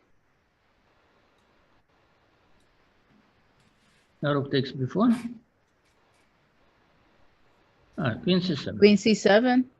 Yeah. But still, knight on c3 is very bad.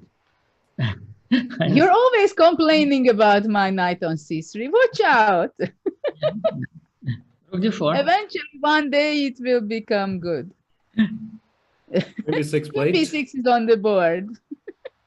Yeah, a3. But actually, after a3, what about a5? Yeah. I take. And queen b2. Rook b6, rook c6, Rook b4. queen c5, Rook b5. queen d4. I have no problem in this game. Probably. Rook d5, then queen f6.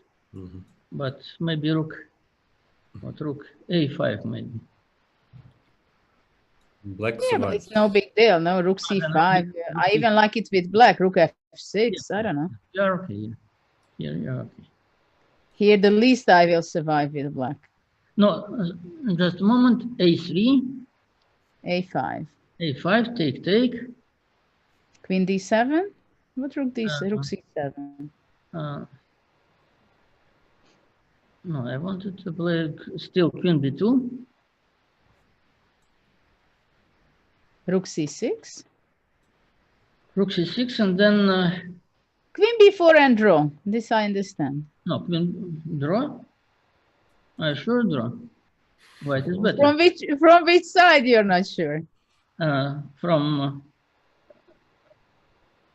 black side, it's not clear. But maybe I can take on c6 and then queen takes b4.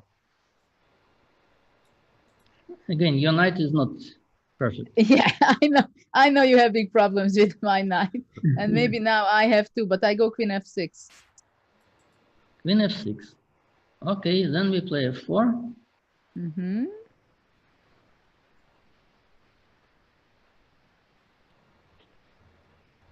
What about going back queen c6? I'm not sure I like what I'm doing. Bishop d3.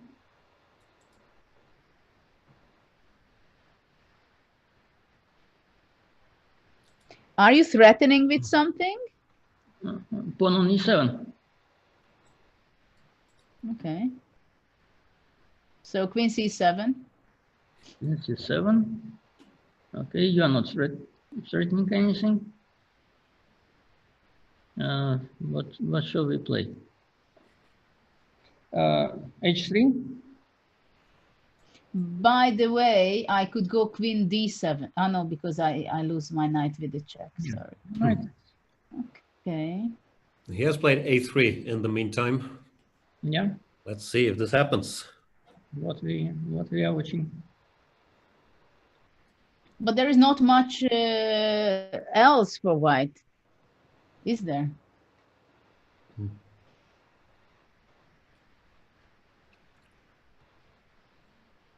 No, of course you can take now on c6.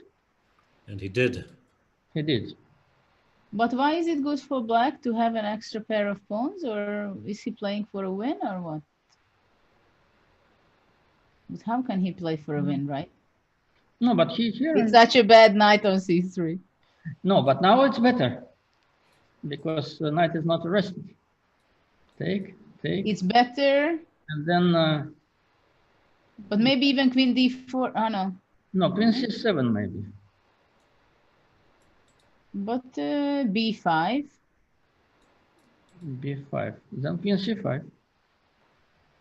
Oh, true. Mm-hmm. Yeah, no, No, b5 black is is not doing good. very fine here. Queen c7. So actually, this is the position we have Yeah. after a b4. Ah, we have it. Yep. Queen c7 is not played yet. Not yet. But I think it's good. Queen e5 is also possible, don't you think so? No, e5 I don't like queen c2. And with spin. The pin, yeah? Queen c7? Queen c7. And then queen b3. It's difficult to get out. Again, your knight on c3. The recurring problem.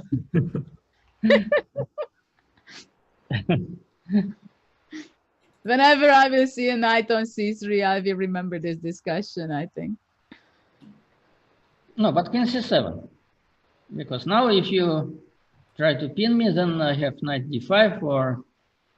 Yes, knight d5. No, yeah. yeah. c3. No, knight b5, queen b2 check. Queen c3, yeah, also possible. And without the queens, my knight is not so bad. Without I queens, escape. the knight is much better than white bishop because of wrong structure of white pawns. Pawns are very weak now. Okay, G5. so do you think Jan is playing for a win, or he just wants to give a chance to play it out? That's why he kept the pawns on a5, a7 and b4. No, probably it was the best chance to get equal position. But why? Without pawns, you think white has better chances than with the pawns? Yes, because now we have free knight.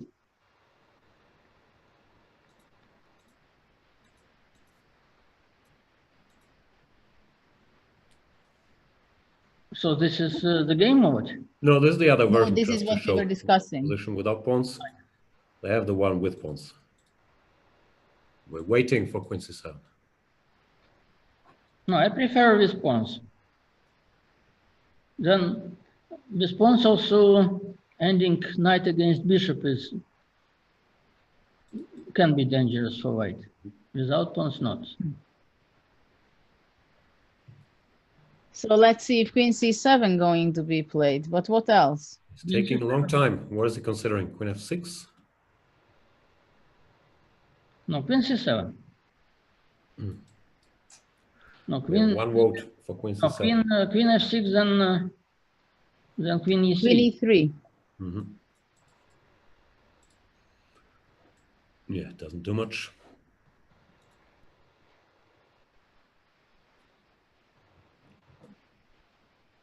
And after queen e3, what about knight d1? Queen f6, queen e3, knight d1. Knight d1, queen d3. Oh, e5. Queen No, d5 check. e5. No, e5 is possible. E5 is possible. But after e5, I wanted to go, I don't know, queen f5. Queen f5. Then even queen e4 is not so bad. Queen g5. And then you give me check, and then you, yes, then you come to Queen d2. yes. No, that's not good. No, that's not good. So probably queen. And my knight from c3 to d1 jumped and caused you danger. Not e5, but we can play queen d3. Queen g5. Again queen g5. It's not going to be so funny for white. Judith is so happy this knight from c3 gets stuff to do. Knights are my favorite piece. No, but what happens? Knight d1, queen d2. Queen takes f3. Queen takes f3, bishop g2. Queen b3. Only move, yeah. Well, you know how computers are always, so many times it says +6, and if you do anything else, it's -10. So, So queen d4 check. that's true, check. In the game, things are not as exciting. They're simplifying. Played knight to b5. Carlsen took. Queen takes, queen d4 check. Pawn to E5. And then the draw. Queen a7. They still have to make another 10 moves, right? To be allowed to agree to Like queen a3 better. In which position? But it's not. Here, queen e3 is more stable. Yeah.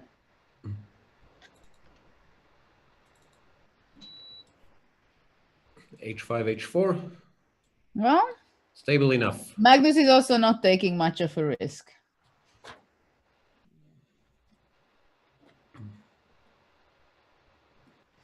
Yeah, usually in these events, when he's up 1-0, he hasn't minded to draw so much, even with white. No, like he doesn't mind getting closer to the finish line. And But I think in agreed. rapid games, there are quite a lot of chances with black as well. In the previous game also, you were, I think, I'm not sure you were following the lines which we were discussing with Anatoly, but there were some very sharp things going on, opportunities for black, for Magnus there. Yeah, Magnus earlier in the game. And he won the game anyway. So score is 1.5 in Carlsen's favor in this first match of our finals. We'll hand over to Tanya for news, questions, and everything else you need to know.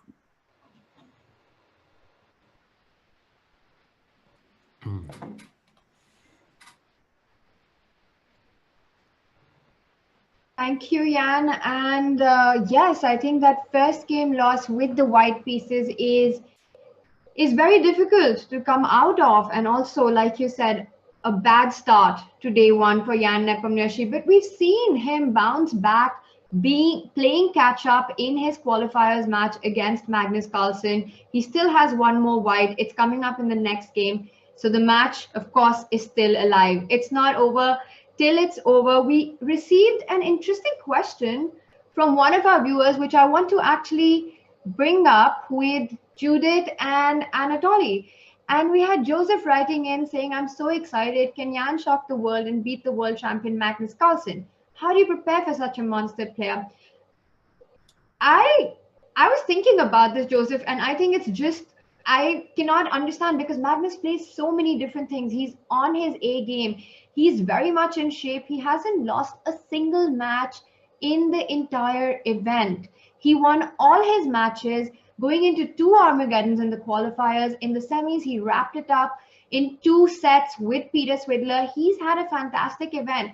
So when you're playing a world champion like Magnus Carlsen, when you're playing somebody who plays such various openings, a universal style of play, how do you prepare against such an opponent?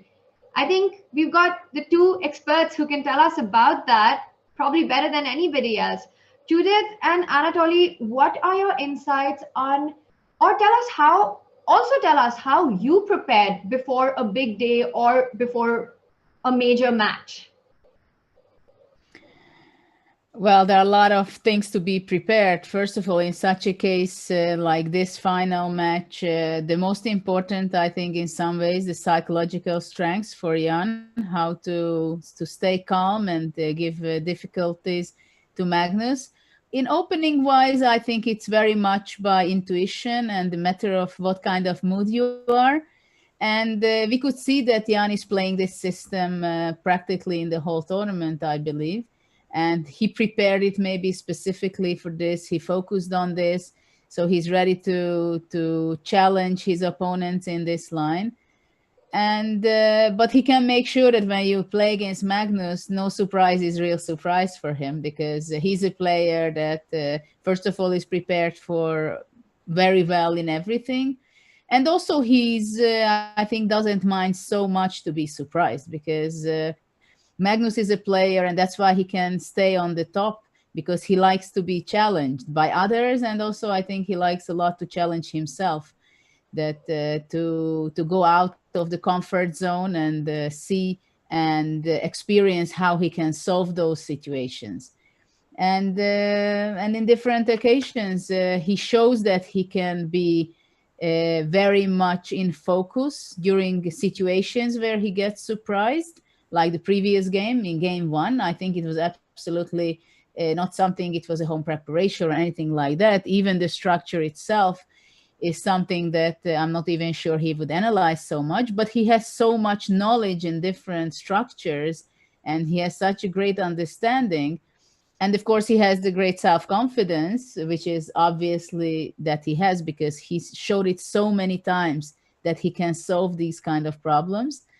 But of course, against the world champion from Jan's side, he has to be extremely well prepared in openings, and then he has to very well prepared mentally, and very much to be focused, reaching out on the chances, if he gets chances by Magnus. Yeah, Judith, it looks like a monumental task, and also probably involves hoping for a little bit of luck at some point, because we've seen in this entire event, Magnus has been unstoppable. Anatoly, give us a little insight. Did you have any specific pre-game routine or something that you would do before a big match to prepare for it? But I think preparation and tactic for rapid chess match is absolutely different for classical chess. And in rapid chess, the most important to get positions with counterplay, because time is not enough to get advantage and to bring it to the victory. As we can see in all the games, both sides have chances. Even one side has advantage, but then it disappears almost immediately, and then with counterplay, another side has chances. And so self-confidence is extremely important in play of rapid chess. And then the most important to avoid to get lost positions or computer positions after the opening. Anatoly, you are one of the strongest short time control format players. Do you still enjoy playing as much as, because I know that even though you've retired a long time ago, you still play a lot of blitz and rapid. So is that something that that you still enjoy? Yes, I like to play nowadays more blitz games. I don't like this very short time limits, but 5 minutes is okay. 3 minutes also with increments also it is quite possible, and I like to play privately or in competitions. Rapid chess, for rapid chess, still you need to make some preparation, but for blitz, it's almost not necessary. And also, this has been something that we've discussed a lot on the stream, but I think we haven't asked you for your opinion on this. How do you feel about the Armageddon as a format? This question to me? Yes. No, in general, I hate Armageddon because I don't think this is chess. So this is stupid invention in chess. That's a brutally honest answer, but fair enough. I think we've had a lot of legends come on and speak about how often in the Armageddon it becomes a show of the clock more than the chess, and we've seen some pretty great flagging exhibitions throughout this event. We're going to let Judith and Anatoly catch a breath because the games are about to begin soon. We heard some interesting stuff from you guys on Twitter, so let's bring that up. I think just to continue this question of Armageddon, I don't see the problems of rapid chess just to play even until the first win blitz games. Sorry, you don't see the problem. No, why to play Armageddon in online competition in rapid chess? Classical chess, I understand at certain moment, but even in classical chess, you have equal score. Just to play blitz till the first win. This is still better than Armageddon. That's quite interesting. So to have a format where the winner is decided with as much chess skill as possible. So to keep playing blitz till the first person wins and never to go into Armageddon is what you're saying. Yeah. And also, I think this is something that reflects, Anatoly, your views on the World Championship format of how, especially in the last World Championship and the one before that, it was decided in tie breaks of shorter time controls. No, you know that Armageddon allows absurd situation when somebody can win a World Championship title without winning even one game. All right, we're going to talk more about this. For now, we are about to have liftoff of Game 3. Yep. Jan Nepomniachtchi needing that one win to level the match. Is he going to be able to do it? Let's bring back Jan and Judith and Anatoly, of course, to take us through Game 3.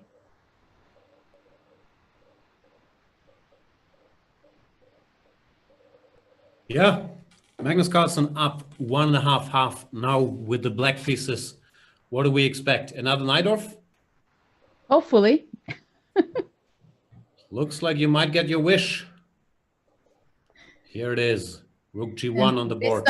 This time the players are fleshing out much faster the moves, and knight e4. Oh, Magnus has done some homework. In the last game, we saw G5 knight to D7, but now he's prepared and he takes the pawn. Mm-hmm. Bishop takes and a4, yeah? Interesting. He can't have had much time to prepare during the 5-minute break. So maybe it wasn't very deep because it looks like he's thinking after a4. Then why not b4? Well, probably that's the best move, I guess. Judith, this is your type of position, no? Open? Yeah, queen g4 King in the middle? maybe. Queen Queen e2 e2? also. Or queen g4. I don't know. Still bishop d5.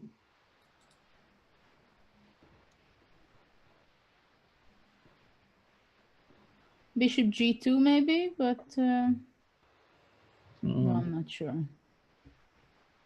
If we take Takes on g2, queen g2, d5. a7 or d5? No, d5, yeah. d5. Better. And then e6. Not too many pieces to attack. Yeah, it doesn't. Pawn up.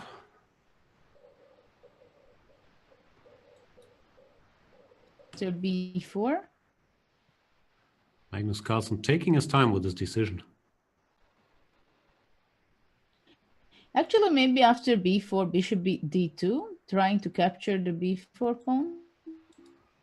But then, so you have big experience in this. Probably we can play what? We can play Queen B6.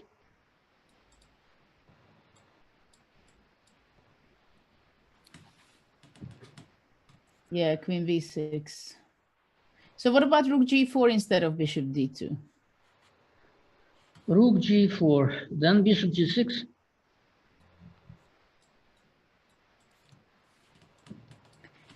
Well, you want to go Bishop H5. Probably. No, actually, I want to play E5 and D5.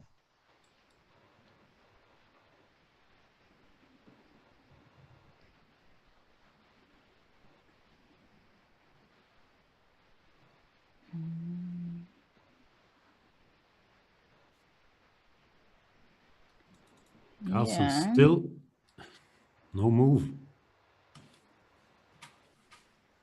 What else Yes, could he be because considering? Magnus is wondering what A4 has in mind after B4. And yes, E5 is possible, for example. E5, I don't like. Queen E2.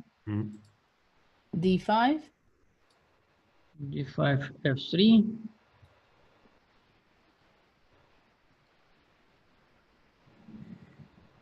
Will we escape in time? ED? Or Bishop C5. Bishop C5 better, but still. Bishop C5, I take on E4. Bishop D4 and castle. Rook G4. A B5.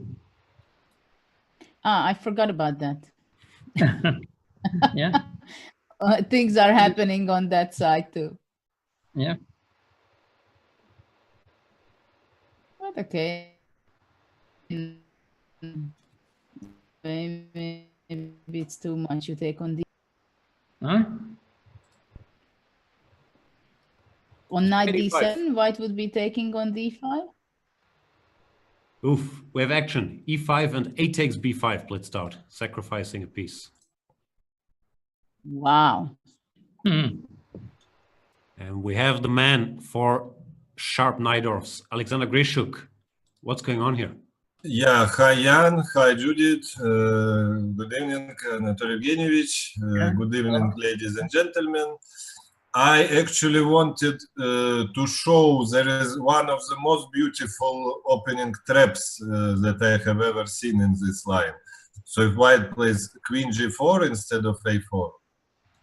Yeah. So black plays Bishop B7, Bishop G2, take, take. And now if black plays Knight D7, there is G6, HG6, Knight E6. 96, yeah. And unfortunately, it doesn't win on the spot because there is Rook take H2. And after Queen take A8, F6, white is considerably better, but it's okay, the game continues. Like Queen E4, I think.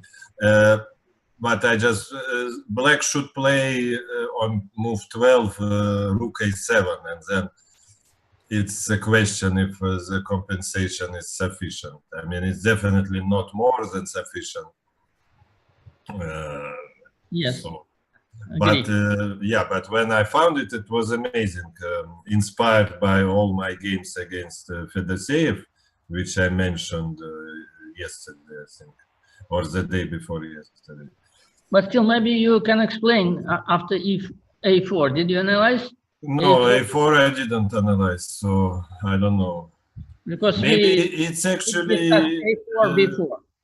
Yeah, I think maybe white then plays this line with this same trap, and maybe this inclusion favors white. I don't know. So now again, I guess this. But why should we play Bishop takes G2? Bishop. But we were considering takes and D5, no? D5. Or takes and D5. This is what we were discussing. Yes. D5. I don't know. I remember without A4 before, D5 was not great. I mean, computer didn't like it. I don't know why. Maybe Bishop F4? Bishop F4, then just positional. Queen D7 or E6. I don't know. And maybe No, G6 doesn't work. I don't know, maybe some long castles and rook e1 and some sacrifices. I don't know. For me, yeah, it's not obvious. Queen d7. Queen d7. Okay, rook g1, let's say. Bishop e7. Knight f5. Well, compensation. Knight f5, castle. And then rook d5. No, yeah, rook d5, just knight e7 and queen d5. Oh, yeah. Not bad, yeah. We have some drama on the board as well. After e5, a takes b5. Carlsen did not take the knight, but he went bishop It's clear, to because b7. if you take, then queen takes d4 probably, yeah?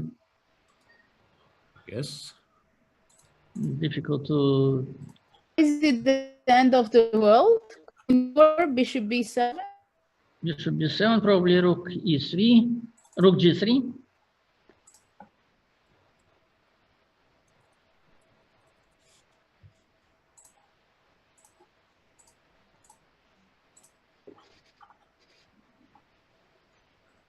Yeah, he didn't like it.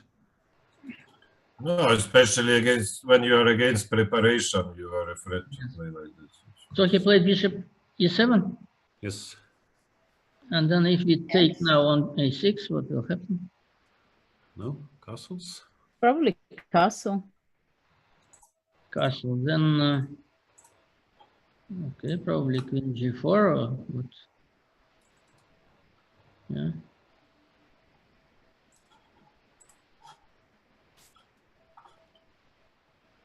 Rook g4 he played.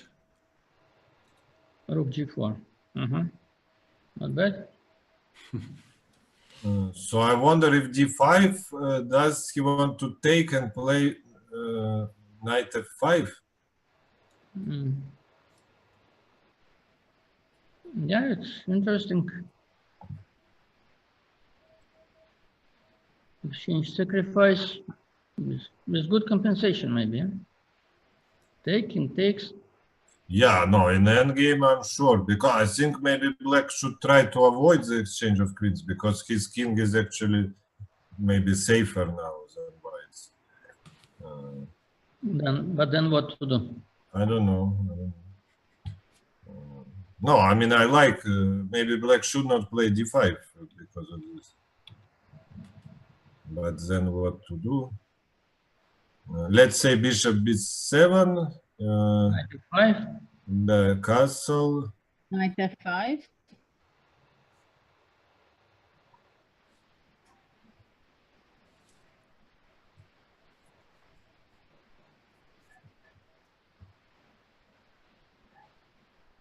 Maybe b6. I don't know. But it can be also dangerous, some rook h4, rook a3, rook h3 kind of stuff. Yes. No, but here. Rook a3. You can start with rook a3 because rook h4 maybe allows some bishop then g5 or g6. Here, no, not this move. No. Knight takes e7 check, and rook g to a4. Oh. Difference of styles. Yuri wants to go to h4, a3. You go to the a file.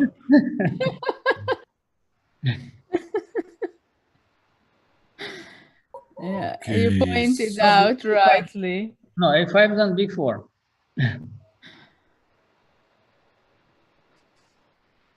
Yeah, okay, so fantastic game so far.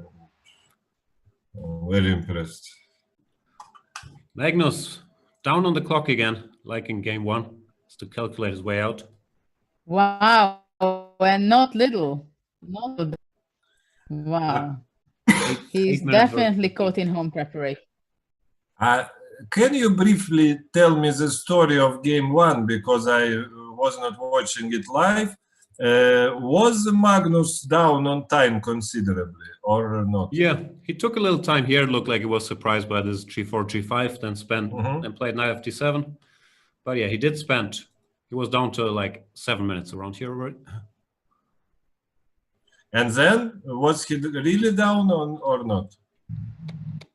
No, he was never in giant time trouble. Okay, let's say what at this point before bishop g4, because I guess white could bail out with bishop takes c5, yeah, and he is not in any risk, yeah, just check, But I'm take not the sure. Why king. do you like it for white? Queen e7, rook f4. No, I will exchange the queens, of course. We exchange and king e2. I don't know, check or no check, maybe just take and king Right. b2. Just I mean, e8 and king e2. white has zero risk, I think. Yes. I mean, black should hold, of course. But... No, slightly better for white, probably, yeah. So I wonder if this decision of Jan to play with queens was influenced heavily by time trouble of Magnus or not. No, I don't think Magnus was in bad time trouble. He's played No, AB5, by the way. Ah, we missed this move. Our game. Geometry. But, yeah, I guess a better move. This check, 97. So I guess we should maybe start with taking on a8 to avoid the queen take a8 possibility. So yeah, but it seems so. Okay, let's say bishop b5. Knight f5. Okay, castle.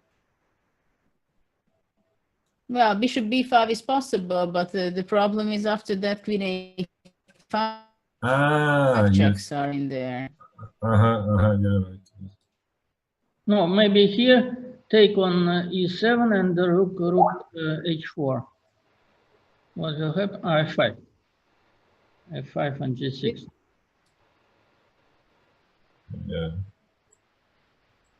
Yeah, no, it's not. Oh, here black is great, probably, no? d5 next. Yeah. No, not this.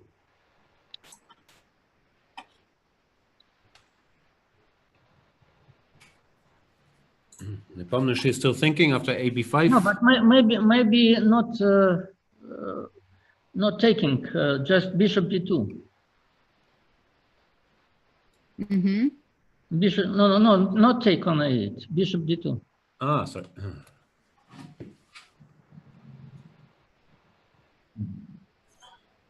But now I can even maybe take a1, take d4, and just castle.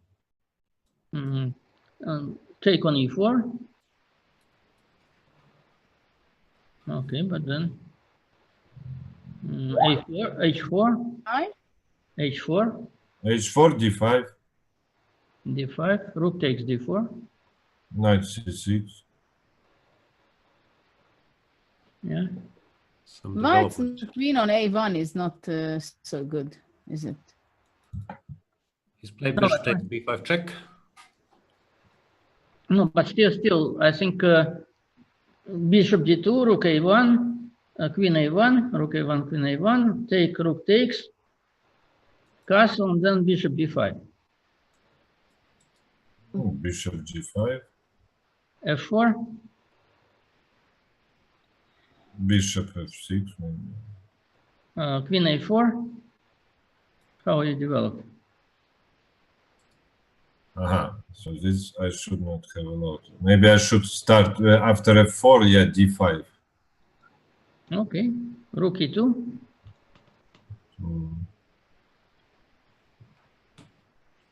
Well, now maybe check and knight d7.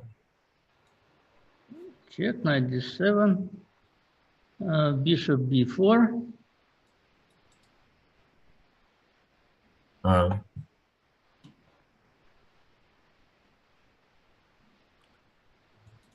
Bishop takes b5, knight d7 on the board.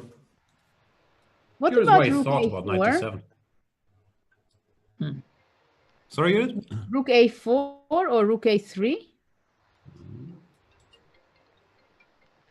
Rook a4.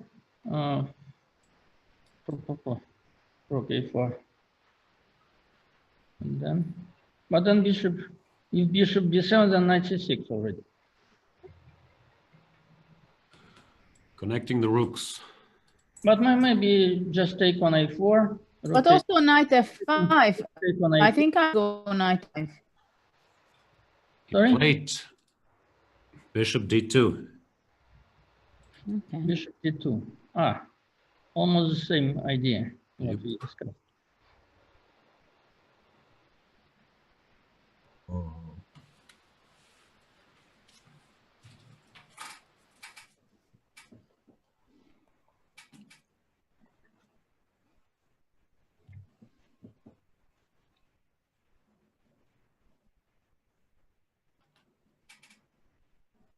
Carlsen down to below 6 minutes and thinking again, possibly surprised by bishop d2. What should he do? Yes. Big advantage already. I mean, time advantage for. Yeah, maybe on the board as well. And on the board, maybe, yeah. So white has better development. So what's going on if just bishop b7? Bishop b7, knight c6.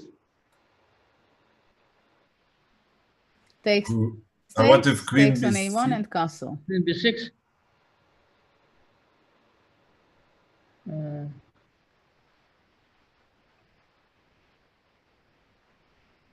Just take is 7. No, even king But takes it is- 7.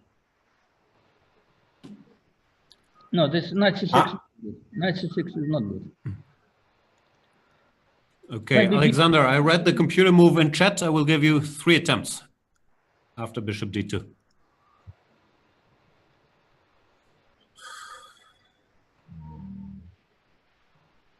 Bishop h1? You're spoiling it. That's correct. Wow. What? The computer says bishop h1 is best move. And is black okay? That I don't know. I just saw someone said bishop h1 is the sassy move. But what about bishop c6?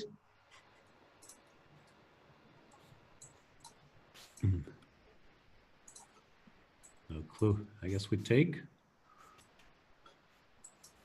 Take, knight takes. Queen b6? Ah, no.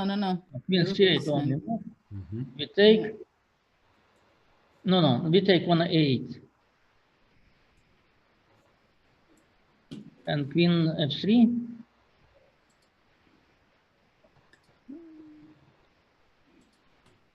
Knight b8.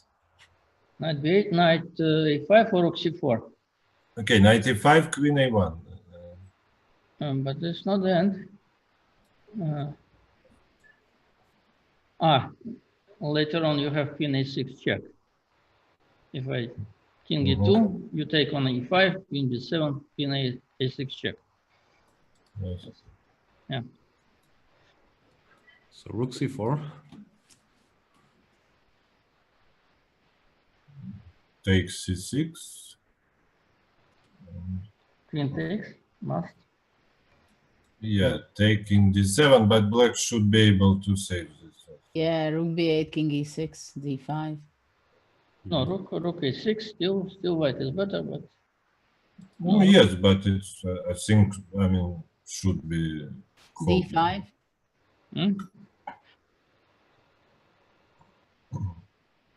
It should be reasonable. yeah. Well, we're assuming he plays bishop h1, which is not the first move that comes to mind. But what happens, let's say, if black just takes rook a1, takes, and then bishop moves to d5 or b7? But let's say to d5.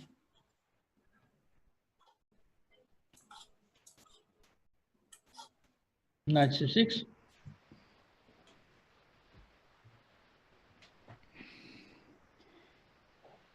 How bad is it if I just take bishop c6 and castle?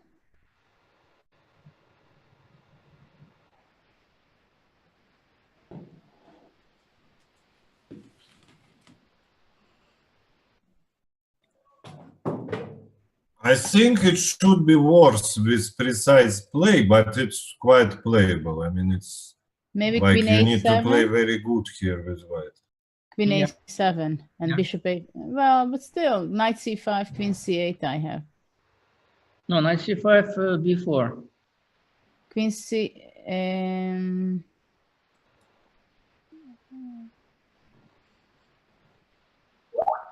You Yeah, got some moves. He went not to h1, but to b7. knight f5 and F5, castle. short castles. No, bishop, bishop.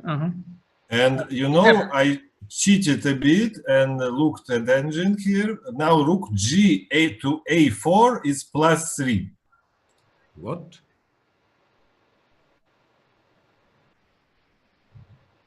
Is what? Why Plus Is winning? 3. Yeah, so it's Bishop completely. a5. I guess the point is rook a7 is unstoppable. So computer actually takes on a4, takes on g5, take g5, bishop d7, queen g1, king d2, and queen f2, king c1. Did not happen. Yeah, but I mean, if it would, I mean, it's, I mean, it would be amazing to find it in rapid. No, but it's also good because bishop a and then rook h4.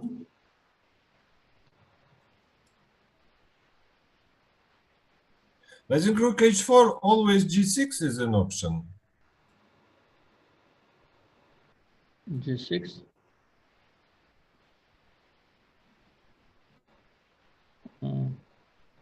Maybe queen g4. Isn't it possible to take on g7 and then rook h4? Yeah, maybe. Instead of rook h4. So much violence. But how would you mate me? Let's say I even move the knight, then queen h5, I play rook h8. h4.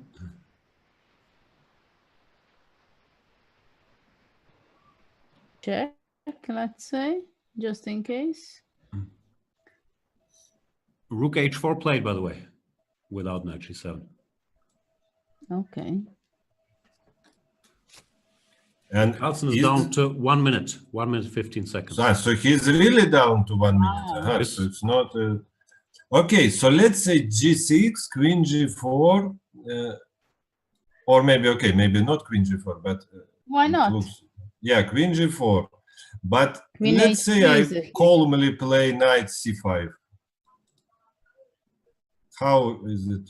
And going to after be? queen h3? My plan was to play h5. H5. Like this Scheveningen style. Queen g4 on the board. Knight c5 on the board. Oh, maybe there is bishop a5. Ah, bishop a5, queen a5 check, because it would be very beautiful. Then take e7, take h7 and mate. Yeah, yeah, but not.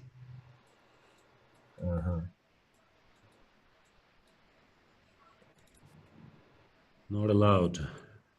So that's why king in the center is bad.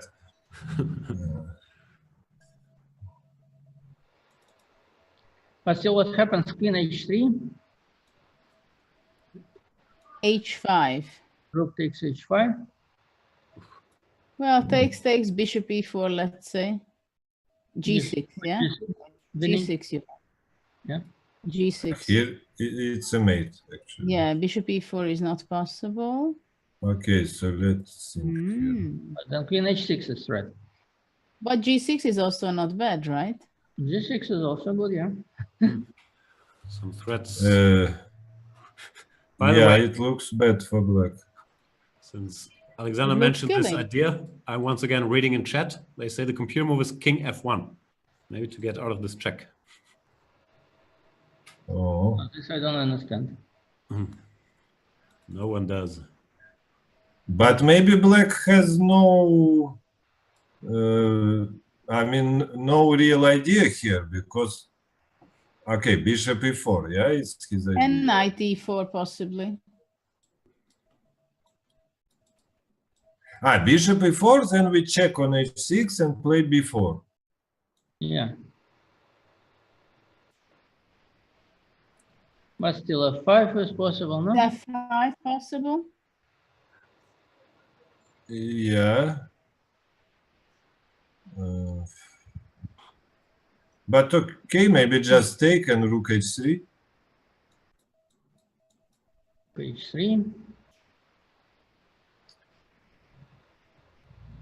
I don't know, some queen b6. Yeah. Queen b6, yes. But just bishop e2, Amazing game. bishop e2. I don't know. I mean, it's. Wow. I'm reading strange things. I'm reading king f1 is winning. I but think the only good move. Oof. What? People say that king f1 is winning, but it's the only good move. After everything else, black is okay. So let's think why queen h3 is wrong. Maybe. And Can Nepomniachtchi we play bishop g5? queen h3. So let's see. Bishop g5 now. Yeah, bishop g5, And rook h7. rook h7. Bishop and d2, bishop, queen g5. Bishop d2 check, yeah. Yeah, so queen g5, knight e3, and there are no. Well, queen f6 is possible in worst case, but probably knight e4, knight f6. There are many. Didn't happen. He played h5 and rook h5 was blitzed out. Wow. Oof. Gh, queen h5.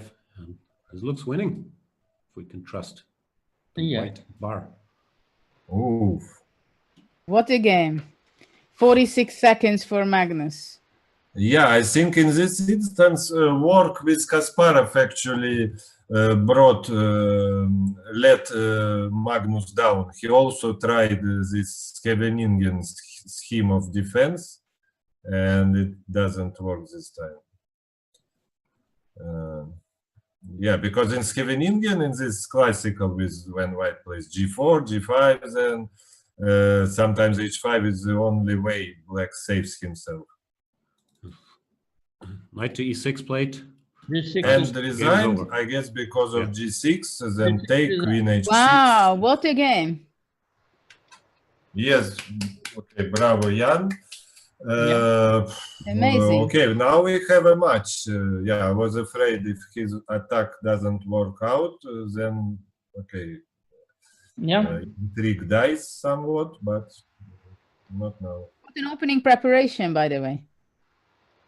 I'm Yeah. wondering until which point he had his preparation. But Awesome. what a rare occasion. When did Magnus lose such a game? No, but why? Why still not bishop g5? Yeah, he was too low on the clock to calculate stuff here. This seems to have worked. Tanya, do you have input what he could have done? Again, you're absolutely right here, Anatoly, that bishop g5 had to be played, and it looks like an insane, crazy position, but as expected, the computer here gives 0, 0, 0. Bishop g5 was in fact the only move in this position. h5 is completely lost, and Jan showed us how it's done. Bishop g5, the line here is rook takes h7. And now white's got this threat of rook h8 mate, so black has to take on d2. Takes on d2, and now queen g5 check, and the best that black can do is give perpetual after king c3, knight to e4, king b3, and it runs into... No, then pawn takes f5. What is? Pawn takes f5. Rook h8, queen h7. It looks... 6. And then? And unfortunately, the computer is not able to find a mate for black here. It looks like black has to take the perpetual earlier. The correct move was bishop g5, maintaining the balance. Yeah. h5, big blunder by the world champion, and that was insane. That was an amazing comeback by Jan. And Judith, what you were saying about the opening, because I was having a look, And it's quite interesting that he's employed this idea of rook g1 in both game 1 and game 3. And actually, Magnus Carlsen has played this himself with white in the Banter Blitz Cup and had great results playing rook g1. So it's kind of interesting, and I would love to find out from the players what it's like to face the opening that you played yourself. I'm not sure if Jan has ever played it because I was not able to find games of that. So an interesting approach from Jan to sort of try and catch Magnus in his own prep.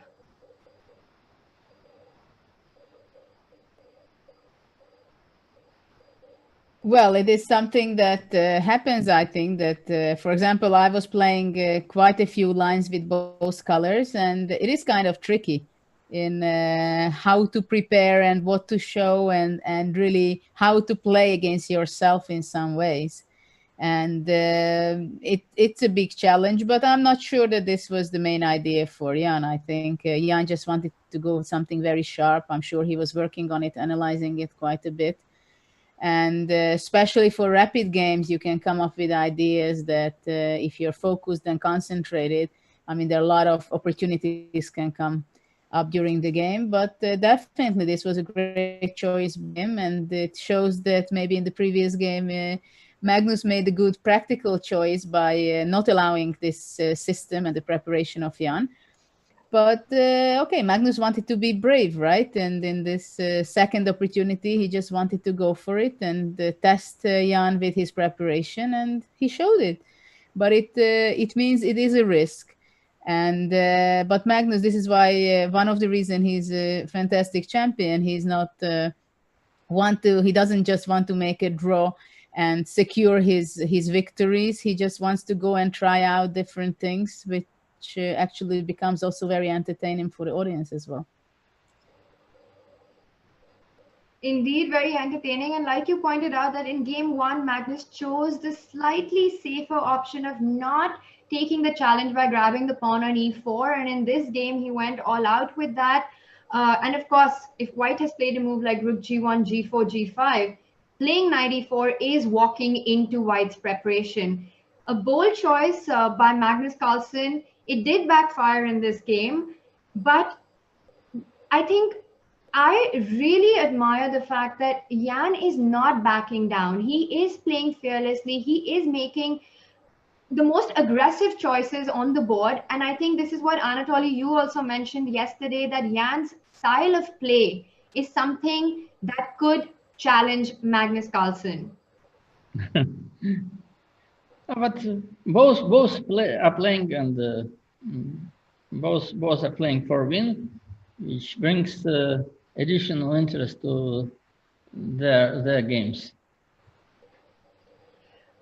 But I think, sorry, I just wanted to comment that I think this is the main weapon and main style you have to go and approaching the world champion, that you have to go for it, the attack, and challenge him in every way you can in attacking style. Yeah, I think I completely agree with you on that. We've especially seen Magnus just that if you play a very solid approach against him, I think that's very much his comfort zone. And of course, you're right, Anatoly, that he's a very universal player, and both these players are extremely strong in all different positions. But I think it is perhaps these kind of very complex and anything can happen, a mess on the board kind of positions, which is why Magnus feels a bit more uncomfortable with players like Daniel Dubov or players like Jan Nepomniachtchi. So I think it's great that we get a final between these two players. Sasha, your thoughts on the last round? Yeah, that's what I said yesterday, that I think even though Magnus' final against Anish was very interesting previous tournament, but his match against Jan will be even more interesting. Sasha, what do you think of the chances of this match going into the second part of today, which is the Blitz portion? No, I mean, I said it many times, Magnus is always a favorite. So he's a favorite, but he well might lose. So let's see. We had a conversation with Judith and Jan before the first game started, and we were discussing what whether Jan's chances are better against Magnus. Magnus is a favorite in the entire match, but are Jan's chances better in the rapid portion, or does he have better odds when it goes into the blitz? What is your opinion on that? My? Yes. I think it doesn't matter too much, but I guess in general for an underdog, the shorter the control is and the less games are played, the odds are, evening out. So let's say he's 40-60 in rapids and 45-55 in blitz, and then 49-51 in Armageddon. Something like this, just to get an idea. I'm not saying the exact numbers. All right, and game 2 that happened seemed pretty even for Jan Nepomniachtchi. Not too many opening problems. Do you think we perhaps will see a repeat of the way opening went in game 2? I don't know. It just depends on what Magnus and maybe his team will find. Because now it's clear that Jan is just going to repeat this line with b5 over and over again. So it just depends on concrete stuff. All right, so Jan, what are your predictions? 1d4 or not? I don't know. I would think Magnus changes lines and does not test Jan in this b5 line again, which he's played a couple times. But then could be anything. E4, C4, D4, different Grunfeld line. I think we can expect Jan to stick with the Grunfeld, but no clue what Magnus will choose. Also depends how much he likes his chances in a potential blitz tiebreak. If he thinks that increases equity, we've seen him take quick draws in such situations. But I don't think he believes it's such an EV gain versus Nepomniachtchi, so I expect him to try in this one. But it's also the final game of the rapid portion, so pushing too hard might also backfire. The games are about to lift off. We'll find out what happens. Enjoy the final rapid game of the day. We are still awaiting Mr. Nepomniachtchi. He is not yet in his chair. Magnus is drinking some water. He looks determined. He was laughing yesterday when Nepomniachtchi had to wait for Giri. Now Nepomniachtchi is giving him a dose of his own medicine. No one's laughing now. Yeah, Magnus doesn't look happy about waiting. Not the time for jokes. He lost that last game. He wants to get back into the action. And in general, I don't think he likes having people make him wait. But he does like making people wait. We've seen him do that in a few over-the-board events, Jan. Well, being the world champion has its perks. Yeah, he was shaking his head there a little bit. I'm very curious how he's going to approach this. And we've got Jan, so lift off soon. There he is.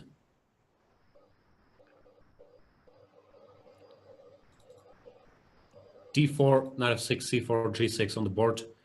We are headed for another Grunfeld, but Carlsen changes track. Goes for G3, which is a solid line. So maybe an indication that he's not too unhappy about taking this into the blitz tiebreaks.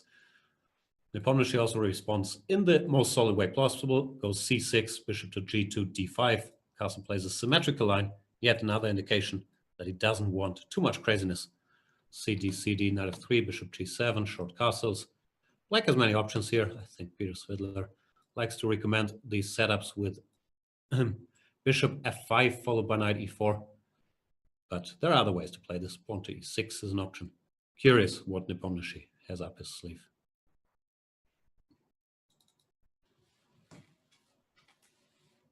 He's taking a moment here to weigh his options. In the old days, in the Kasparov-Karpov matchups, they used to play these lines with e6, knight c3, knight ft7, pawn to f4, leading to very slow play. But nowadays, they also sometimes try more direct moves. Nepomniachtchi plays knight to e4, maintaining perfect symmetry.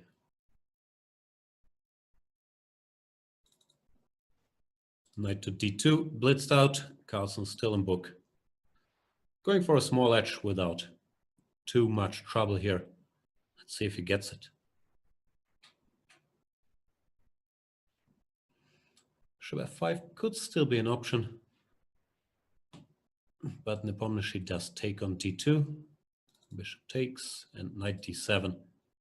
He does not want to go knight to c6 and live with these somewhat weakened pawns here. That's why knight d7 and knight takes.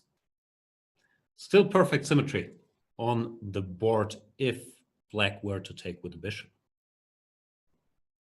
But as we all learned, one day you have to break the symmetry with black or it can get out of hand. Here I would guess Nepomniachtchi still knows what he's doing. Pawn to e3. Now you can actually keep it. Pawn to e6. I have a feeling Magnus is saying, you know what? I don't mind playing some more games, playing some blitz. Let's take this to overtime. Queen b3, queen b6. Still symmetrical. And this breaks the symmetry. White has a nominal advantage because the black pawns are doubled, but they're very hard to attack. So I doubt that Carlsen will be able to exploit this or even try very hard. To me, it looks like he's fine drawing this game and then playing the blitz portion. Bishop b5, making sure these bishops also get exchanged. If the white bishop tries to get out, bishop d2, black will play bishop f8. Yeah, not the most exciting game in the history of chess games. But Carlsen, he's very pragmatic in these situations. He thinks he has a bigger edge in blitz because it's 2 games instead of 1 game, which normally, if you increase the number of games, it slightly favors the favorite. And therefore, that's what he's going with. This position, I doubt there are any winning chances. Black plays f5, making his pawn structure untouchable. On the king side, then he will bring the king over to c6 to cover the queen side. And I find it hard to believe that anything could happen here. Carlsen's also saying, you know what, let's lock it up. f4, h5, h4. We're headed for the blitz portion. D7, B5. So I missed everything. You literally missed the whole game because now they will repeat moves and go home. Not go home, go to the blitz.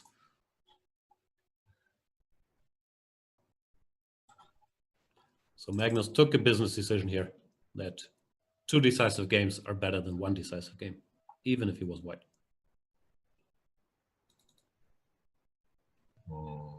Interesting decision. I missed your explanation earlier. You know a little something about equity. Do you think this increases his chances? I don't know. Maybe he was just a bit shocked after the last game, and he took this Soviet school approach, like after a loss, to make a quick draw.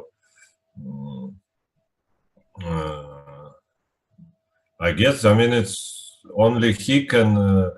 You know, judge himself. I mean, it just depends how you feel. I mean, you should not, you know how to say it, to rape yourself. If you feel like you cannot play, just don't play. That's, I think, a correct approach. Yeah, that's what happened. The game is over. I forgot to check the clocks. Do they have more time, both of them, than what they started with? Most likely, no? Yeah, no, I was hoping maybe someone will hit 20 minutes. My dream comes true, but so close. 1932 versus 1841. Just so make yes, 3 more moves. It's a missed opportunity.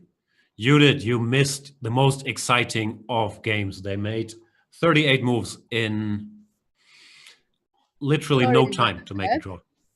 What was really happening? I had some technical issues, unfortunately. Game is over. Magnus decided to more or less make a draw with the white pieces, locked up the position. So did I miss a lot of action?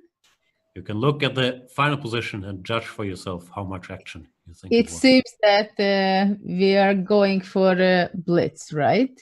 Yep, we officially are. The match is tied 2-2. So now we have 2 blitz games, 5+3. Yeah, it seems like the fighting spirit left us for game 4. Yeah, I'm not sure if it's fighting spirit or we were discussing this, just a business decision that he thinks he has better chances if they play 2 games instead of 1. Yeah, Forces it. We've true. seen him do this. That's Even true. in the Well, World Magnus Championships. had these kind of decisions before, right?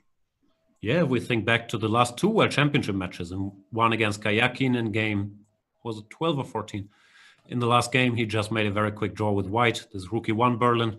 Then against But Caruana, I think it was amazing. I was there as a commentator, and before the last game, when Magnus played against Karjakin, it was a free day. So for Magnus, it seemed that he practically had 2 free days. He knew what he's doing, while at the same time, Karjakin had a very shaky free day because he was for sure preparing quite a lot with the black pieces for the last game.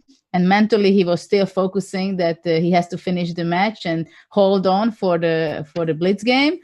So that was a huge psychological move, I think, by Magnus, making very short draw. And obviously, he was just preparing mentally, physically, collecting his energy and be ready for the shorter time control rapid 4-game match, where he knew exactly that he's still the favorite by far.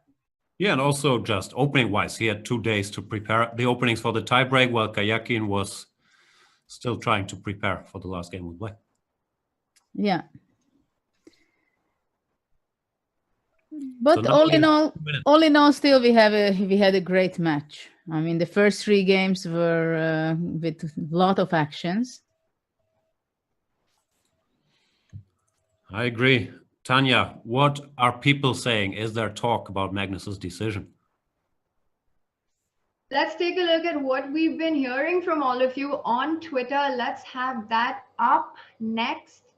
We had Sibu Sisu writing in with the Magnus Carlsen almost down by a full 10 minutes against Jan Nepomniachtchi. In this game 3, seems Nepo's sharp lines are presenting a challenge to the world champion. Sibu Sisu, you're absolutely right. I think this is what all the commentators felt as well. And we've spoken at length about how Jan's style of play, his aggressive, not backing down, fearless attitude is what is making this final more exciting than had there been any other challenger for this spot. Also, a big reminder to our viewers, what are these players fighting for? Of course, there is prize money at stake. If we can have the graphic for the prizes, the top prize is 45,000. So it's, and of course, there's a guarantee of $30,000, but there's a 15,000 gap. That's a lot of money, a pretty good payday if for whoever wins this. But it's not just this, because this is Jan Nepomniachtchi's only shot at making it to the grand final of the Magnus Carlsen Chess Tour. If Magnus wins the final, Ding Liren books the 4th spot. If Jan wins, Jan gets in. So that would be Magnus Carlsen, Daniel Zubov, Hikaru Nakamura, and it's between Ding Liren or Jan Nepomniachtchi making it to the finals. A lot at stake, and absolutely agree with you guys that what a big comeback by Jan Nepomniachtchi. Super impressive in game 3, playing catch up to the world championship after losing to the world champion after losing the first game is not an easy task. And if there's somebody up for it, it is Jan. Let's take a look at what else we had on Twitter. We had Weber writing in with, extremely rare to see Carlsen under the pump. Props to Nepo for playing A4 early in the game and throwing Carlsen off his preparation game on. Great insights from Karpov, Polgar, and Chrischuk. Super stuff. Thank you for writing in, Weber. And yes, it's been a treat for all chess fans, for all of us to hear these legends, not only to see the legends playing over the board, but also to hear the legends in the commentary giving their insights. And this is something that Judith also spoke about the opening that happened in game 3, how Magnus accepted the challenge of taking on E4, but then after A4 went into a think tank. definitely something. I think Jan is extremely well prepared for today's match. And we've seen that time and time again, even his games with black as well as with white. It's not going to be easy for the world champion to do something. And we are going to be going into blitz, but I think we've got a couple more minutes to play some more. And of course, it has to be the one that Magnus tweeted at the beginning of the day when he said, "It's time for the final. Happy to be representing the under 30s in this intergenerational duel." And that's, of course,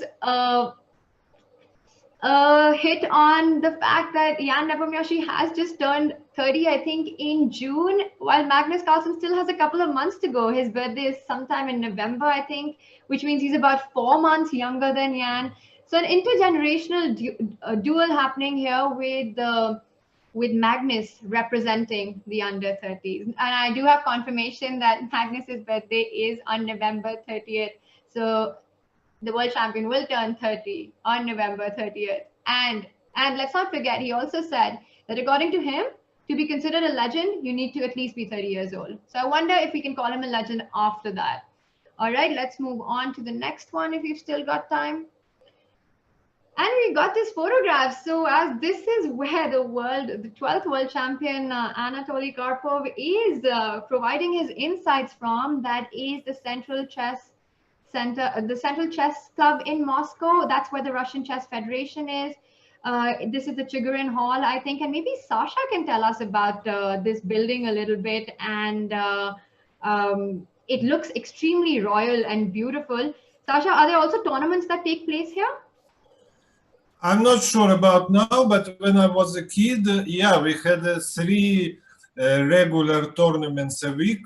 One was a 5-minute tournament, one 10-minute, and one 15. And I played it quite a bit when I was very young. And I also hear that the table on which the World Championship match between Karpov and Kasparov happen is in this building currently. I think it was the 85 match or the first or the 84 match. I'm not sure. Probably we can get a confirmation on that. But lots of historic stuff. And just looking at this photograph, you can tell the kind of cultural significance and how big a sport chess is in Russia. All right, let's move on. It was a long match. It was the 84-85 match, which had gone on forever and then had to be stopped, I think, after game 48 and many months. All right. So we had Artist of Life writing in, "Chess is more addictive than Facebook, Instagram, WhatsApp, YouTube, Twitter, everything put together." Absolutely agree with you, Artist of Life. You're on point with that. And if you're addicted to chess and want to improve at chess, no better time than to consider going premium right now with chess24. We have the entire Magnus Carlsen chess store, which is filled with innovative activities like banter blitz and Q&As with all the players, and you get a chance to interact, not only interact and ask your questions to them, but also challenge them at chess, play a game with them. If you're a premium member, there's a great deal on of 40% off using the code Chess Legends. I think this one is, there's the other big news is, of course, the Simmel, which is going to happen with the Legends. We've got Magnus Carlsen Simmel. We've also got Peter Swidler, who will be giving one on 7th of August. And you can book your spot by extending or buying a 2-year plan. And it's not just about, if you have to play with these great guys, you better make sure that you're well prepared for it. So going premium, not only will you be able to challenge them, but also improve your game by having access to unlimited resources of middle game, opening, endings by some of the best in the world. And talking about the best in the world, we do have liftoff. Over to you guys. Here we go. Jan Nepomniachtchi with the white pieces, another knight off, and he deviates by preparing g4 in a different manner this time. Goes h3, not rook g1. Well, it's logical that Jan wants to switch just a little bit, right? Still, the aggression is there, and he wants to go straight forward to the king. Yeah, Carlsen somewhat surprisingly goes for this g6, bishop g7, which hasn't been that popular recently. I'm in general surprised he is playing neither. I think he is just making it tougher for himself. I mean, he can play good opening, yeah, which is Berlin, one and only. So I think actually, you know, if he loses one match, then he will play Berlin because then he cannot afford to lose, and he will start playing the really good opening. So pawn to b5, e5, I guess, is not good. After de, Nepomniachtchi went g5, exchanged the bishops. Yeah, this is, I think, well known. This is a game of Sutovsky. Now rook a7, one castle, rook d7, bishop c6, rook c7, bishop goes, and it's a bit, white is pressing a bit, but black holds somehow. Yeah, it doesn't seem to be a pleasant position for black, and it's not No. something what Magnus is looking forward to much. Yeah, but I mean, he should have prepared it. If you play g6 after h3, you just should know it. So I guess he does because he keeps playing quickly. Let's see. I mean, if his memory will serve him. He went rook a7. Nepomniachtchi also taking a moment.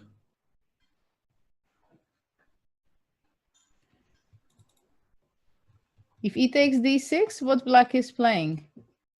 Maybe even rook d7, Knight e4?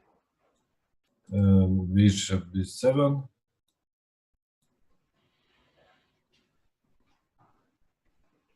And if d takes e7? Rook takes e7. Uh-huh. Yeah, queen e7, queen d7 would be not advisable. But after rook e7, black is winning. He went long castles.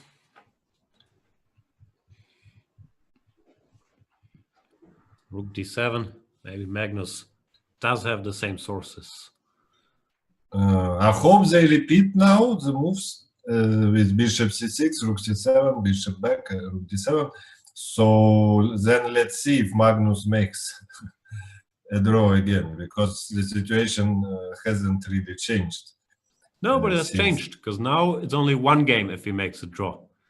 Well, the other one he was That's trading why one I game. think main mistake of Karyakin, he should have just made a draw in game 3 in the Rapids with white, and then present Magnus the same question he was facing in the last game of Classical. So, okay, we play one game or two blitz games.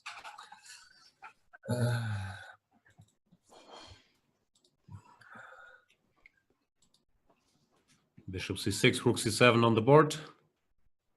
Can white find a better square? How do you continue? Like bishop e4, rook d7, and bishop f3?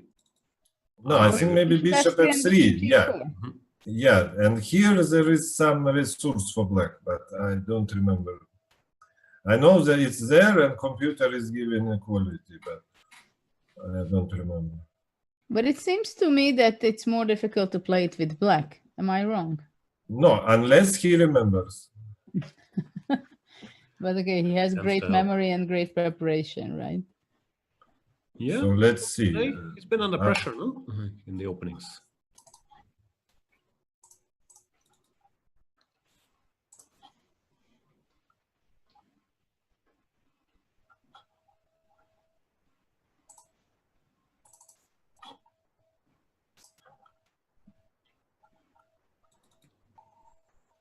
He is thinking again.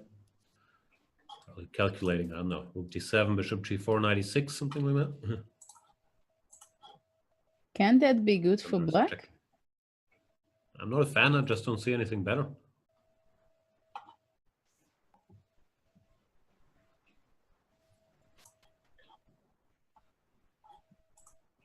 Yeah, I totally agree that it looks quite bad for black. There is something great. I don't know. Carlsen played bishop f5, ed, ed. Now you can't take because of Knight e4. Yeah. But he's gone. Even this continues. He played knight e4 directly. Attacking the pawn. So what about d5 now? Knight f6, king h8, c3.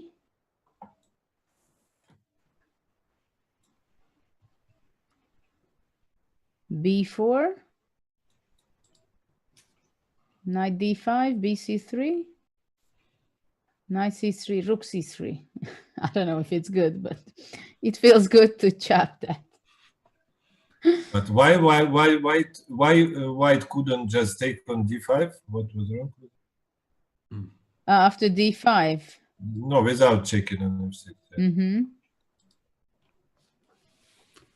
Yeah. Ruining the party. Magnus went 96, pawn to h4, and rook to c4. Trying to keep white busy. Well, I guess knight f6. Yep. King h8, c3, b4. So it's starting to look quite interesting for black. Knight f6 check plate. The little engine bar went down. Not a fan of knight f6 check.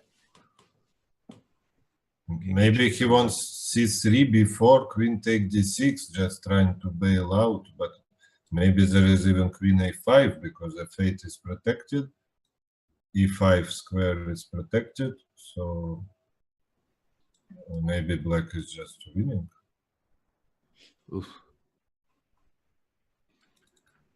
That escalated quickly.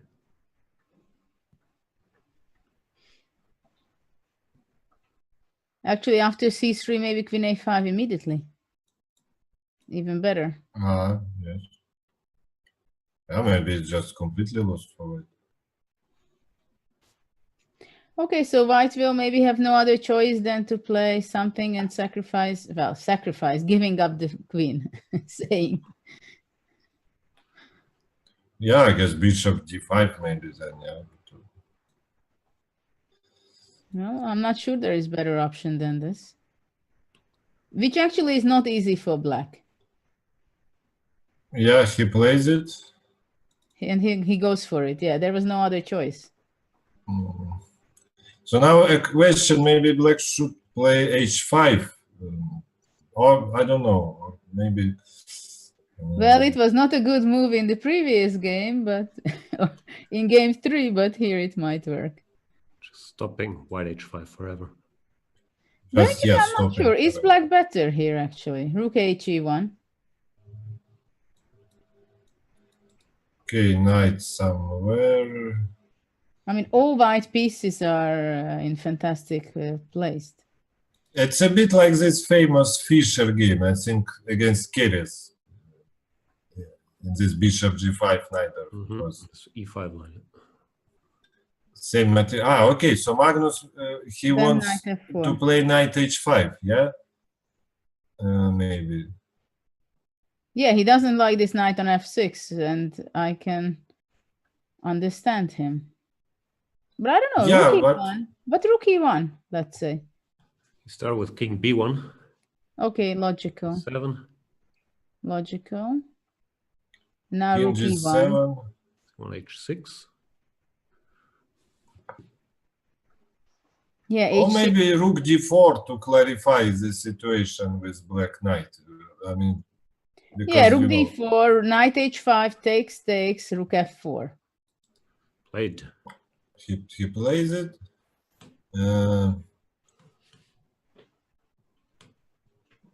Maybe black can take on d5, rook d5. And if queen c7, there is rook c1. I thought black can start actions on No, the he queen starts side. action with h6. Yeah, but it's not so obvious. Okay, queen e7, rook d6, rook c8, right? Something. Okay, yeah. I think white should play a3 at some point to say. So maybe actually it's interesting to play b4 at some point before white manages to play a3. Queen c8. Nice move. Yeah, queen goes to h3 or f5. A3 is played. on the board. I guess queen h3, rook Rook D4. 1 d4, One yes. D4. Rook c8. C8. Okay, but it's not so clear. Take d6 Queen F1 and Rook C1. and rook d8. And no, not Rook C1, but maybe H takes G5 and Rook C5. Oh yes, but F4. I don't know. I don't like with black. It's now dangerous. Just rook d8 and bye bye. Carlsen's thinking after rook d4. Has 40 Both seconds. players are under a minute already. Maybe he just wants to take f2 pawn with the check because But then yeah. G takes H6. Ah. King f6. And What we are patzers with Magnus. 2 patzers and 3 patzers. Jan is also a patzer. 3 patzers. takes. No, but gh6 there was king take f6. That's what Jan said. Ah, but then perpetual rook d6. Oh. Wow, that's beautiful. Wow. That's funny. Wow. It means that it was a draw because after GH, king h8, rook d6, who is better? Yes, but now also okay. So white What a now beautiful draw. now white harasses black queen. But why not rook d8? Rook d8, okay. Queen b8, maybe it was not the end of the world.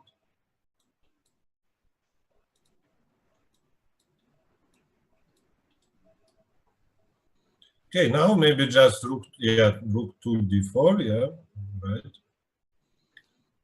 And he's coming from the side. But rook h4 is possible.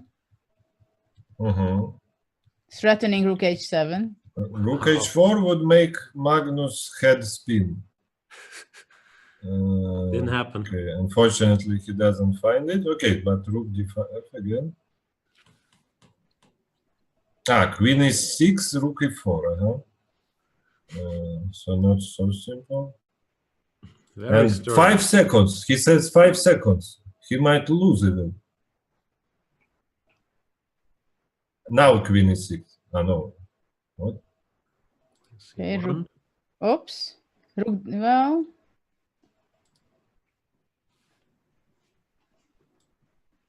Magnus is shuffling things. He has no time, but he gets 3 seconds. Rook c2 maybe?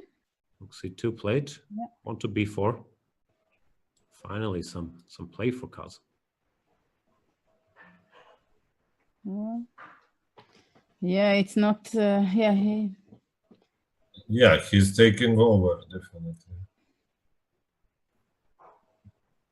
Getting this b4 in is a huge achievement. a4, you go b3. Ooh. Yeah, b3 played. Ah, and okay, G8. there. Some activity. Still not over, but Almost. almost Progress. over. Rook d1, rook h2. Okay, rook c1. Can black go queen b3?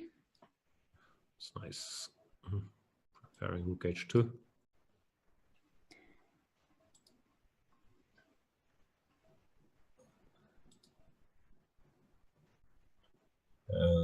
Now, Queen e1 and rook h1. Yeah, I guess. But it's a brave decision because you need to calculate it. Yeah, I like what he's doing. Brings Rook d3. the pawn. But now again it's okay, rook h1 next, right? But still it's not so simple. Rook d5, rook h1, king a3, he goes out to a5, and the rook is not defending anymore. Look at Yeah, this. but now I will. Look at this, back. look at this. Rook h8. Oh, rook a8, rook That's h8, rook clincher. d8. And game over. King b6, rook b8. Yeah. Wow. Wow, what a game. Yeah, a very game. interesting game. But g takes h6, what an amazing draw. But also, can you go back to rook h4? Because I think that would be quite okay for white. Where's that? But maybe to... When he played rook something, queen was still on c7, move 36. Somewhere there. No, queen h2, move 39 maybe. Yeah, instead of rook d7, rook h4. Ah, yeah, that was a beautiful trick. Takes knight e8. But can black, what can black do? Queen c8 or probably just queen c8 or queen b8. But without the rooks, it's draw, isn't it? I don't know. There might be some zugzwangs because How can it be zugzwang if I just take on h8 and I play b4? b4, but then. I think. So if but maybe black takes with a king to avoid b4. Then also I play b4, let's say.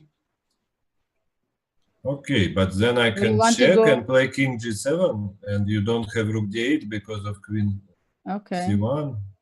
And if rook, yeah. So you have to play like rook c5, but anyway, you go queen b3 now.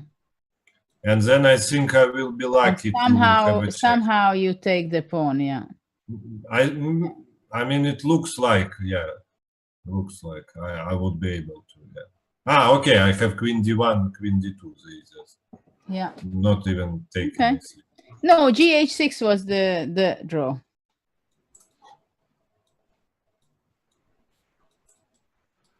Oof, dramatic game. Tanya, tell us what's going on. Yeah, and a lot of people have been asking that why is it that during, okay, before that, let's talk about this. This was the photograph that we saw from where Anatoly Karpov joined us to give his insights from the Central Chess Club in Moscow, a very monumental and a traditional building where the Russian Chess Federation is housed. And as we were talking about it, that there is also the table on which the Great World Championship match between Gary Kasparov and Anatoly Karpov took place in '84. And just a few rooms away from this great Chigorin Hall that you see where Karpov is sitting right now, just a couple of rooms from here is where the table is. And we received another photograph. And this time we received this photograph from the player playing white. Judith, thank you so much for sending this in. And this is the historic table on which the World Championship match happened. And here you see the FIDE, the dynamic FIDE president, Arkady Dvorkovich, playing a match with Judith. Judith, did the match actually ever happen? No, it was just the beginning and the end of the game too. Good for Arkady. All right. And so that's a beautiful photograph taken in the same Central Chess Club of Moscow. And there you see photographs in the back of the great matches that took place between Garry Kasparov and Karpov. Thank you once again, Judith, for sending that in. A lot of you have been asking that why during the rapid games was Jan Nepomniachtchi getting up and getting away from the chair so often. And I just want to address that to let you all know that there are cameras all around the room. These are strong anti-cheating measures. And actually, the arbiters can keep an eye on the players at all times. And all Jan does is when he gets up is he stretches out a bit. And there are 2 or 3 cameras in every player's room. So it's not just the face that you see, but also everything around it. And Jan generally gets up to take a stretch. Let's not forget 4 rapid games, one after the other, and then blitz. It's a brutal format, and especially for Jan Nepomniachtchi, he said that he's had no rest day, just except the one on the 30th. And now another brutal task ahead of him. He's got to play catch up, otherwise it's day over for Jan. But don't forget, we've seen him do a comeback in the qualifier section with the black pieces against world champion Magnus Carlsen, where he found the stunning rook c1 blow. So he is up for the task. but whether he's going to be able to do it or not, it is a blitz coming up very, very shortly. So we've got liftoff. Over to you guys. Here we go. Jan Nepomniachtchi in the tough situation, having to win on demand with the black piece against Magnus Carlsen. He's done it before. Remember that bishop g4, bishop h5 game where he sacrificed the bishop. Let's see. Absolutely. Is he going to play the hippo? I think he doesn't know himself what he is going to play. He just makes some moves. Not a very nice situation to be in.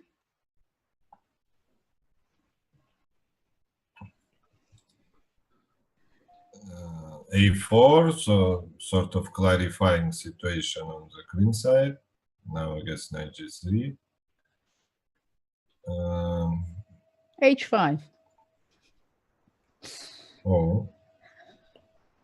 But h5, maybe e5, e6 would be a bit dangerous. Yeah, and the g6 is more vulnerable then. Okay, now white will play in some order castle, c3, h3. Maybe Sergio, he went a5. Okay, And so c3 is a5, on the board. c3. Oh, c3, knight a6. So, okay, white has a nice position, of course, but I don't know, how are you going to live with this knight on a6? So c5. E5. But now maybe bc3 and cd4 and knight b4, no? Well, probably that's the straightforward plan. I think this queen e2 was very... Actually, he's on the board already, so knight very... a6 was a good idea. And he Black must have is missed fine. something, no? The bishop couldn't move because e4 was under attack, so he has to give it. Yeah, okay, now it's a game. I mean, you had this terrible knight, and now you let the opponent to exchange for such a great bishop. So, yeah, I think c5 white should have played maybe d5 or something. Yeah, and Magnus is making faces like... He's probably still not in trouble, is he? No, I mean, I'm not telling about, but Black was in big trouble, I think. Yeah. Now he's more or less okay. No, of course, this setup, you know, once you bring your knight to g3 and play c3, it's ultra safe. Rook c8. Yeah, I like his decision not to take on d3, because taking on d3 would, I think, ease white play. Yeah, and you see Magnus. Magnus is asking again. Trying, yeah, please take, please take. But here maybe it's time to take and queen a8. Yeah, queen a8. Go for it, yeah. No, no, I don't know, like this, or maybe already take on d3, because... But why do you want to take it? After this, I go d5, knight d4. d5, knight d7. Bishop c3. Okay, rook c8.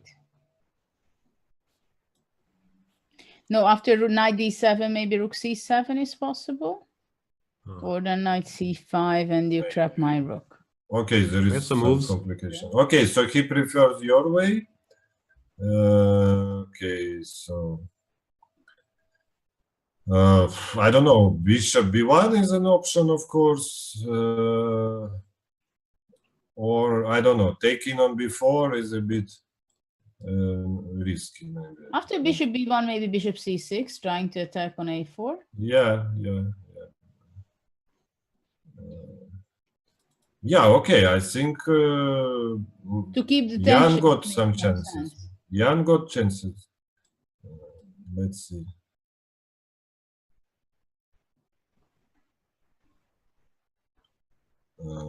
Yeah, Magnus is taking his time. I guess after e5, bishop takes f3, or what Black is up to? maybe, or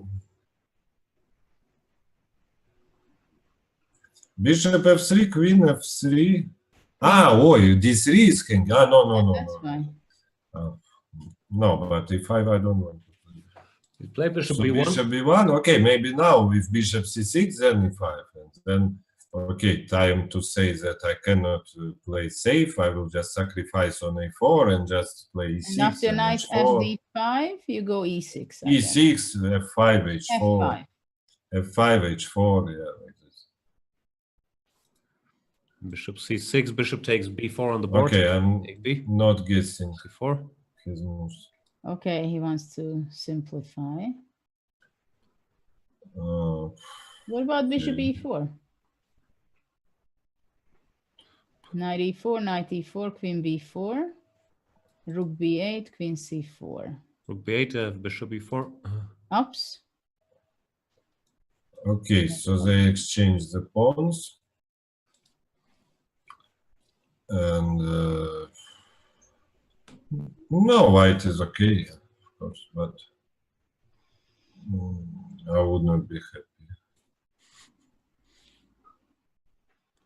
Bishop c6 back. d5. Okay, now d5. I don't know. I think he's trying to avoid these pawn moves. Queen e1. Queen e1, yeah, but queen e1, okay. Rook b8, maybe. Yeah. Yeah, I think he mostly wants to play e5, not d5. But after queen e1, bishop h6. He's played queen Queen b6. b6. What is this? What's happening? If we take. I want to take rook e1.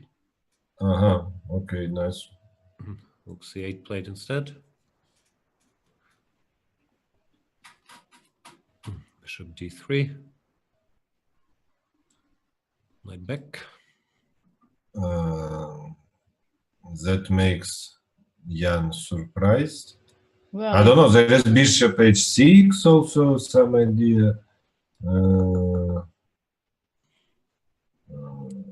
But she has to win, or this bishop, first set is over. Bishop h6, rook e1. Okay, then rook b8, you will have to go to c7. Yes, but I'm still okay there, I think. Because you don't trap my queen. But now it's rook off. Well, it will be very difficult to create chances for Jan. Yeah, but it's also difficult to make a draw. Some knight e8, c7, e6 maneuvers to trying to force d5 and then just play forever like Benko style. I mean, if black forces d5, he will have a great Benko structure. Dark 5 queen d2. Both have played quickly. Carlsen still 2 minutes 30. Nepomniachtchi a little less than 2 minutes. And here comes e5. Yeah, e5 is. Yeah, queen a8 was maybe a bit careless, or is there something? Okay, black maybe can play d5, d5, h4, but it's just not enough to win, I guess. No, not h4. H4 is, I mean, queen a1. Yeah, and if queen a1 checks, there is bishop. So what is he going to do? Knight d5, bishop e4. I guess bishop c6, and if e6, f5. Well, there I would be taking on f5 with the bishop. Tempo. No, yeah, I don't know. I understand that he needs a draw only, but takes bishop f5, queen g5 looks. But check and queen f6. Okay. True.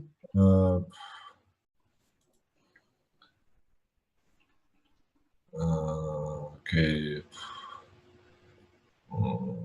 Slightly unpleasant, I would say. A bit. If black managed to get e6, it will be like this anti-Moscow. I mean, not anti-Moscow, Moscow system went wrong for white. Yeah, that's torture. This is a typical way how white loses. So okay, yeah. So Magnus is trying to make work some active things like e6 or some knight d4, I don't know. Looks like he wanted e6, f5 takes from afar. Maybe he missed some queen a1, queen f6 as well. Yeah, but maybe it still works. f5 Maybe take he just and wants knight to h5. have h5. Yeah, knight h5 to cover the f6 square. Though black Okay, can so go queen he goes. a1. He What takes on is he g5. doing? Oof. Now he And must So I knight support. guess knight h4 he will play. Queen g5.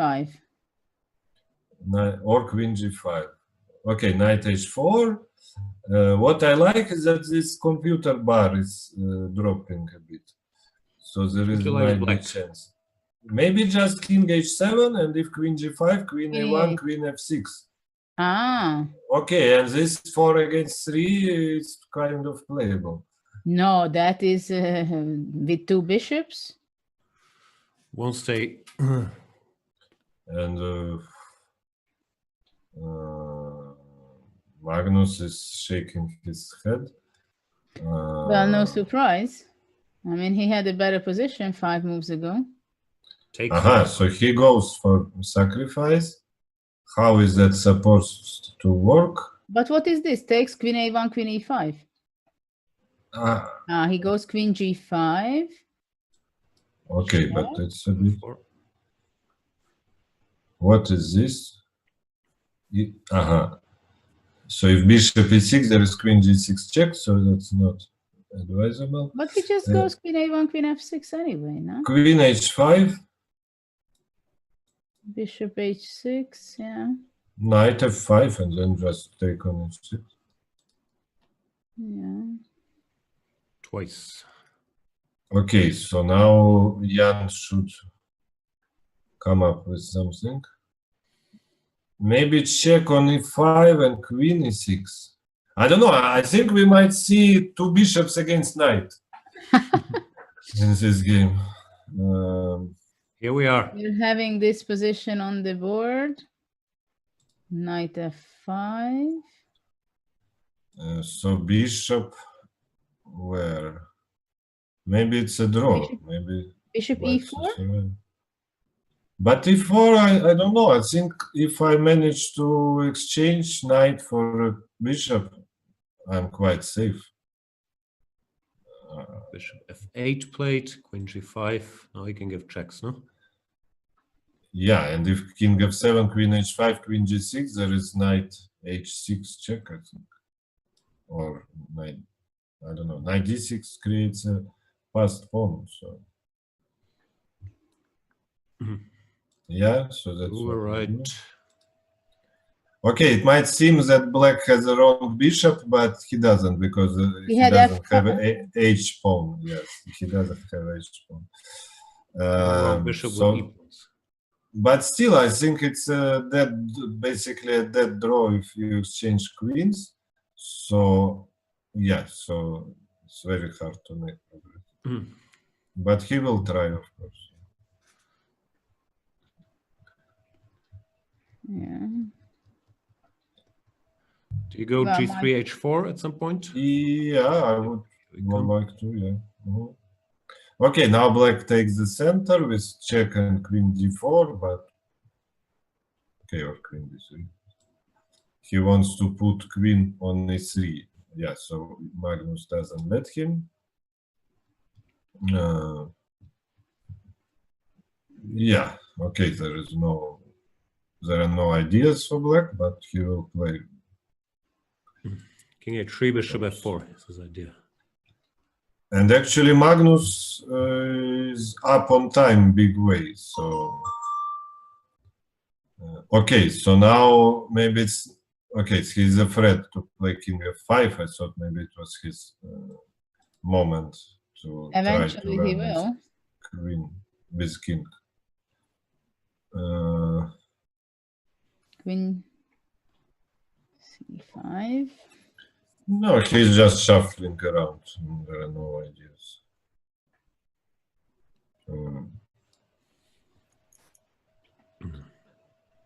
No hope, no? There's never any mating attacks with this pawn formation.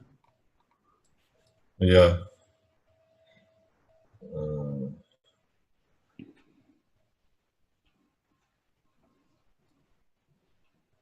Yeah, this is his only hope, to try to provoke taking on d5. But why? Do you think it was winning if queen takes d5, he takes d5? No, I'm not sure, but at least it's some kind of chance. Yeah.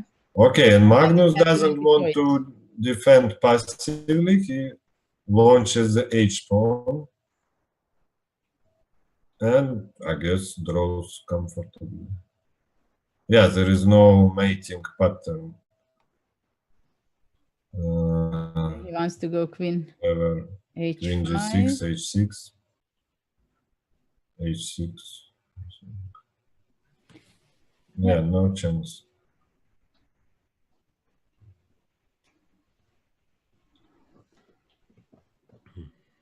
Okay, so I guess.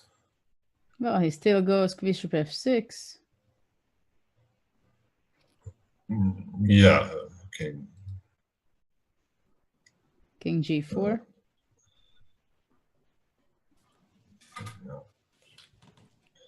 I mean, maybe white can play for a win if he wants, but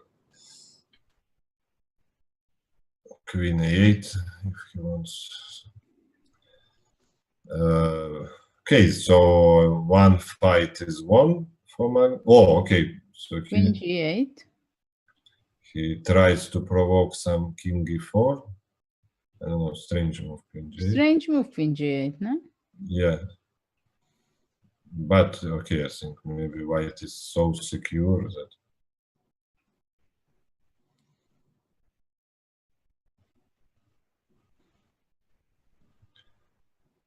So...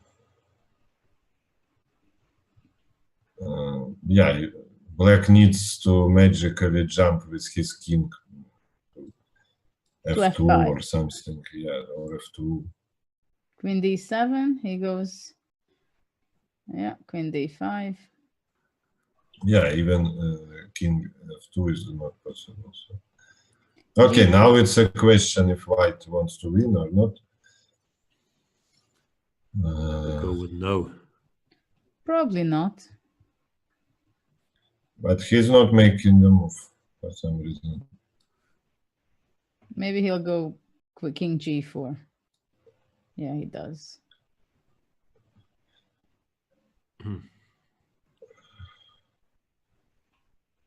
Okay. Now. Queen a8. Solid choice.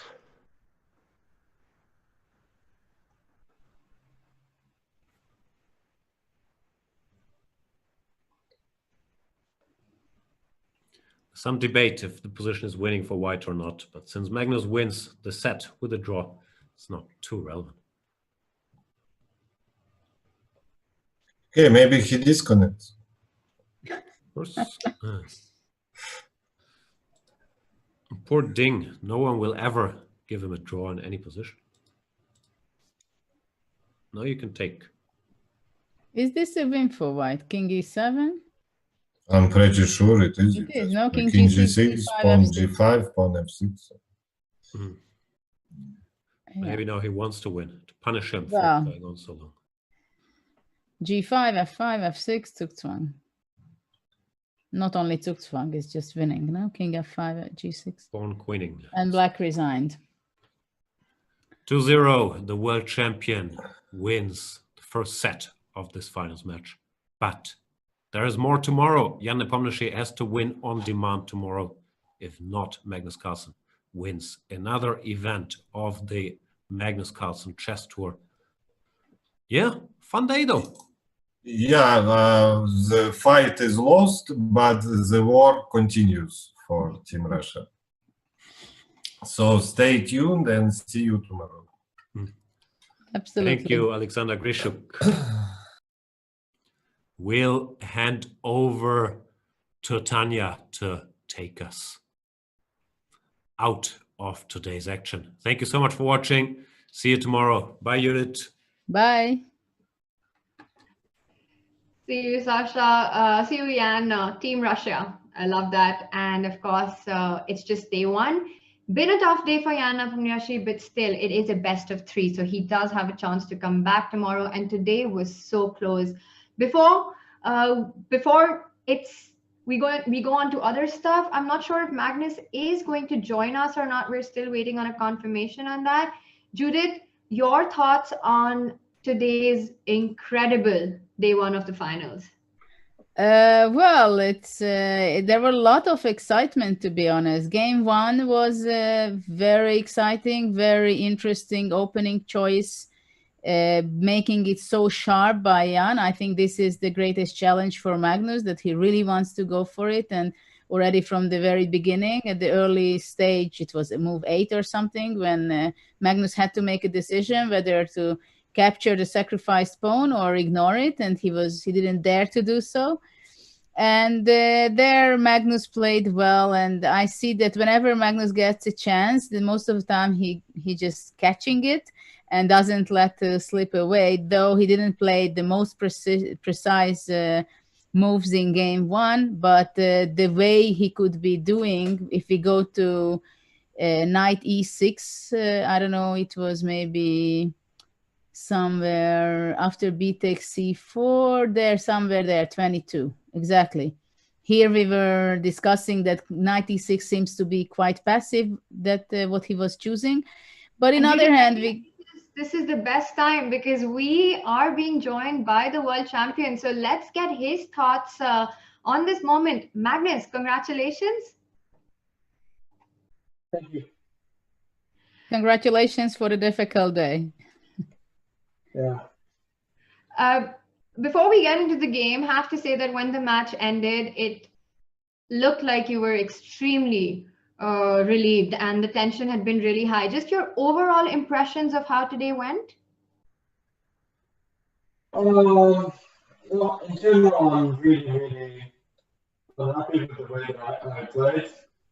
But I guess I'll take it, and I'll try and play better tomorrow. But yeah, the tension certainly was very high, especially after entering the third game. Magnus, can I just ask you if you can adjust your sound? I don't think we're able to hear you very well. There's something not. Okay, I'll. Yeah, This is better. Yes, thank Much you. better. Magnus, we have this position up. We're going to just ask you, and I can imagine it's been a very long, tiring day. Just some quick questions because there were some critical moments. Just going to take you through that and ask you your thoughts over here. When you played knight e6, bishop d7, as Judith was saying, this is something that surprised us. Knight a4 was the move that was being discussed by the Indians as well. Did you consider that at all? So first of all, I was just really appalled by my play, especially that I gone e5 on move 17. That really is an unforgivable mistake. Like, you absolutely have to go queen a5 here. And I only noticed that this move was possible right after I'd made the move, which really upset me because I felt that after that his plan with hg6 was wrong, and I felt that after this move he has to make a really awkward move, I don't know, maybe bishop d2, and because it's not in time to protect f3 and play queen d2. So that kind of really upset me quite a bit. And the moment you were talking about in the game, 96, sure, I didn't like that move one bit. I didn't know what to do at that point. I could go for some knight a4, put the bishop on b5, but I was worried that my pieces are just going to be stuck over there, that he's going to go, let's say bishop b5, that he's going to go rook d5, right? And then yeah, I think this is the thing, that knight a4 after queen b4, we were also not even thinking, came to our mind a5, which is quite a shocking opportunity for you. Oh, and then I have d5. Yeah, I was kind of considering trying to get some attack against a3, but it didn't. At this point, I just wasted so much time that I didn't see it. All right, fair enough. And were you surprised with Jan's approach in the opening to go rook g1, g4, g5? This is something that you've played yourself. Did that surprise you at all? Yeah, well, he played it against Anish, so it wasn't a shock, but I have to say I was just not well enough prepared. Like, I knew that g5 was a move there in the opening, sacking the pawn, but I just didn't know it well enough. And the third game clearly showed that I mean, I went to check my notes in between the games, and he immediately surprised me with a4, and then I went all wrong. So you could say in hindsight that this was not a great choice, but then on the other hand, I won with a knight off in the blitz game, so it wasn't all that bad. And also, just coming to the end of the game, at what point did you feel confident that in this pawn race you were the one who was ahead? I didn't particularly think about it. I just thought there was no risk, and that sort of satisfied me. I guess after I got c6 h2, then I didn't see a way for him, and I believed I was winning. But yes, these were like all just notions, not real calculation. Just because I was short on time, I was just making as qualified as possible guesses there. All right, fair enough. And game 2 was uneventful. Let's move on to game 3, because this was quite an exciting game, Magnus, and it was a repeat of the opening that Jan played in game 1. But this time you decided to accept the pawn on e4. This is something that you checked, but you kind of fell in a think tank pretty early on a4. So what happened here? My notes didn't say a4, that was the problem. And I mean, I understood while he was playing that the idea had to be e5, a b5, but I mean, I half couldn't believe it, and I half just didn't see so much else. But clearly my idea here was just flawed, since I'd missed this crucial detail, bishop d2, that he played later on.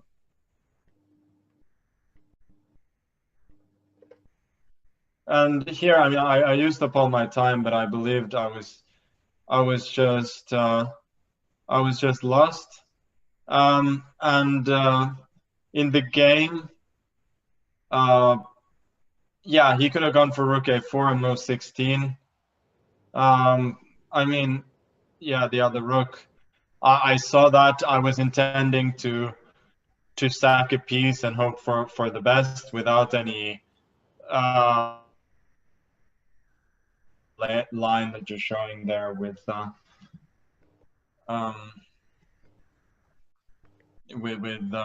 this. Yeah, I'd probably take an h2 here. That was my hope, and you know, I'm a piece down, but the game sort of goes on. But what he played really surprised me, because I didn't think it was any good. But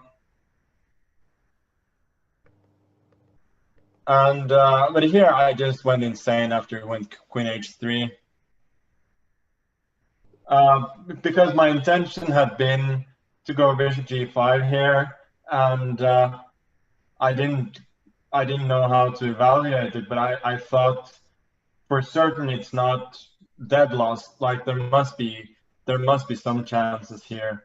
And then I just, for a second, I thought, isn't h5 even better? After he takes, I can go bishop e4, g6, and then bishop f5 protects mate, but that doesn't protect mate. after the signs. You mean bishop e4 here? G4. Like, no, I mean, for whatever reason, in my half a minute of thinking, I thought G6, bishop F5 protects mate. Oh, right. Because I think what he went for here with Queen G4, Queen H3 was kind of crazy. I mean, after bishop G5, I mean, there's no way that this is clear, and with the kind of position he had, you should have had a clear advantage at the early. So that was really upsetting what happened here. Yeah, so it was just a blind spot of missing this G6, Queen H7, and actually you're totally right that in this position Queen H3 was inaccurate and Bishop G5 is the right move, but the computer just gives it as a perpetual after Rook H7, Bishop D2. It doesn't really find anything more than that. Yeah, sure, but that's my point exactly, right? That he has kind of blown it at this point. And I mean, I'd spent all my time, but if I'd found Bishop G5, I would definitely not have lost that game, which was really upsetting. All right, fair enough. And then going into game 4, it looked like you had this clear approach that you wanted to kind of, just calm down and go for the blitz. And Sasha said it as the Soviet approach, that you lose a game, stop the tilt, balance things out, and then approach the next game. Was the whole idea of game 4 just to balance it out and then enter blitz? Yeah, sure. As you said, I was just massively tilted after losing that third game, so I didn't particularly want to play. Then the blitz was just a battle of nerves. But, yeah, I was fortunate to come out ahead. There was one interesting line here. I mean, the whole game was actually completely, it was very entertaining for us to watch, but like you said, the nerves seemed to play out. Here, this was something that Judith pointed out, which was quite stunning. Did you spot this during the game at all? Yeah, I saw that this was a move, and I was hoping that I could take the knight. That was my calculation. But evidently I cannot. Yeah, it just ends in a draw with the knight. King H8 is still a possibility, but it's the computer still gives that as better for black, but it's kind of hard to imagine improving after King H8 too much. Yeah, I wouldn't like that. Rook D6 and then Rook D8 is unstoppable. Exactly. No, that was that was kind of a shame. Because there was no reason not to exchange on G5 first. But I think there in the game, there were a lot of repetitions going on there, and I'm always like 2 moves away from getting mated, so it's always going to be tricky. But I think at the end, the right result was reached there. Okay, and then game 2 looked like Jan created some chances with the black pieces, but it was in control for you. And then suddenly things went wrong, and even on camera, around the point where you took on D5 with the bishop, you looked quite uncomfortable. What happened then? No, I mean, this was okay. I was just upset in general at the way that I played, but this in itself was fine. I'm getting rid of most of his pawns and steering it towards what should be a draw. So this was fine, actually. I was just, as I said, upset with my generally poor play in this game. All right, well, fair enough, Magnus. Congratulations on winning today. It was a very thrilling day 1. Just one last question before you go, that you and Jan are, of course, good friends, and there's a lot at stake here because Jan also is looking for a qualifying spot into the finals. How is it how's it to play at with so much at stake and with with all these nerves involved, to play somebody you know this well, who you perhaps even worked with? Yeah, it's obviously in the final it would be tough against anybody, but he sort of has more to play for than I do, in the sense that he can qualify for the final, and I'm already qualified, so I think you could see from his play as well that there were quite some nerves. Thank you so much for your time, and we Thank will you. see you tomorrow, and congratulations once again for today. Congratulations. All right, and that was a wrap for day one. Magnus Carlsen coming on top. Judith, what were your thoughts listening to Magnus on the way today went?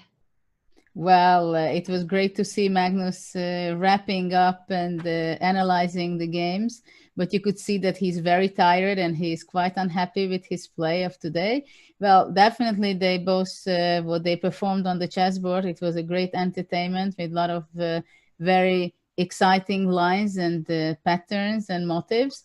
But for sure, both players are losing a lot of energy on such a day, which we just seen. But well, Jan was really giving a hard time in the opening, especially to Magnus. So created quite some chances for himself. He's got to come back tomorrow, Judith. Otherwise, it is the end of the road for Jan Nepomniachtchi. He has to win the match on demand. Not going to be easy. Well, nothing is easy when you have to deal with the world champion. But I think Magnus is also getting more tired, and he's maybe not as motivated as Jan. But definitely, Jan will give a great challenge, I think, for Magnus. And Magnus knows it, that Jan is one of the top possible challenger for him, also for the world championship in classical as well. Tough challenge indeed. Thank you so much, Judith, for joining us today. And we will have you back tomorrow with us. Have a good evening. Thank you. See you tomorrow. The challenge only gets tougher, as Jan Nepomniachtchi must win the second set of the finals to keep his hopes alive to make it to the grand final. He's got to win the entire event.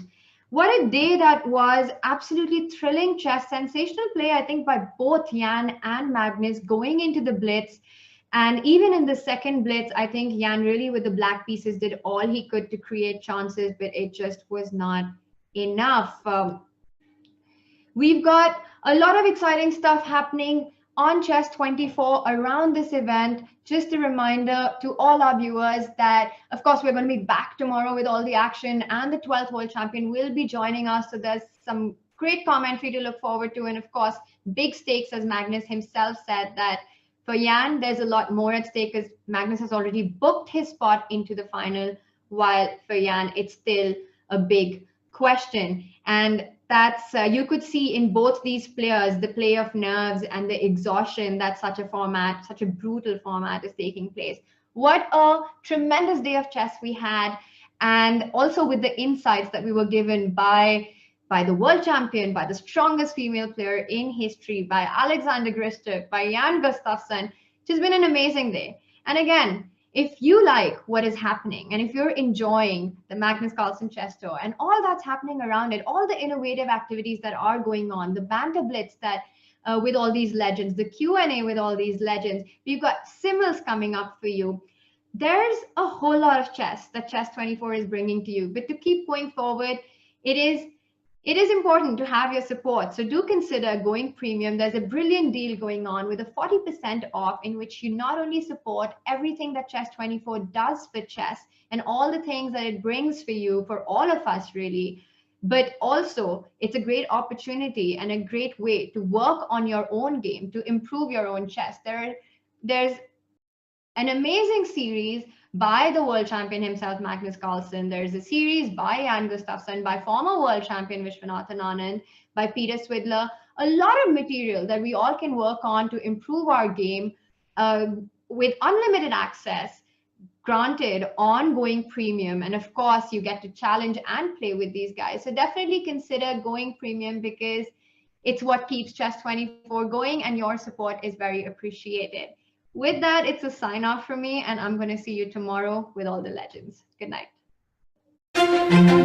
As the world entered an unprecedented crisis, chess24 quickly created the first of its kind online chess tour. Working from Monday to Monday, we brought together the best players in the world. For the largest online prize fund ever, broadcast live in 10 languages, the tour innovated and filled the void created by the lack of in-person play, reaching more people worldwide than any chess event, live or online, ever.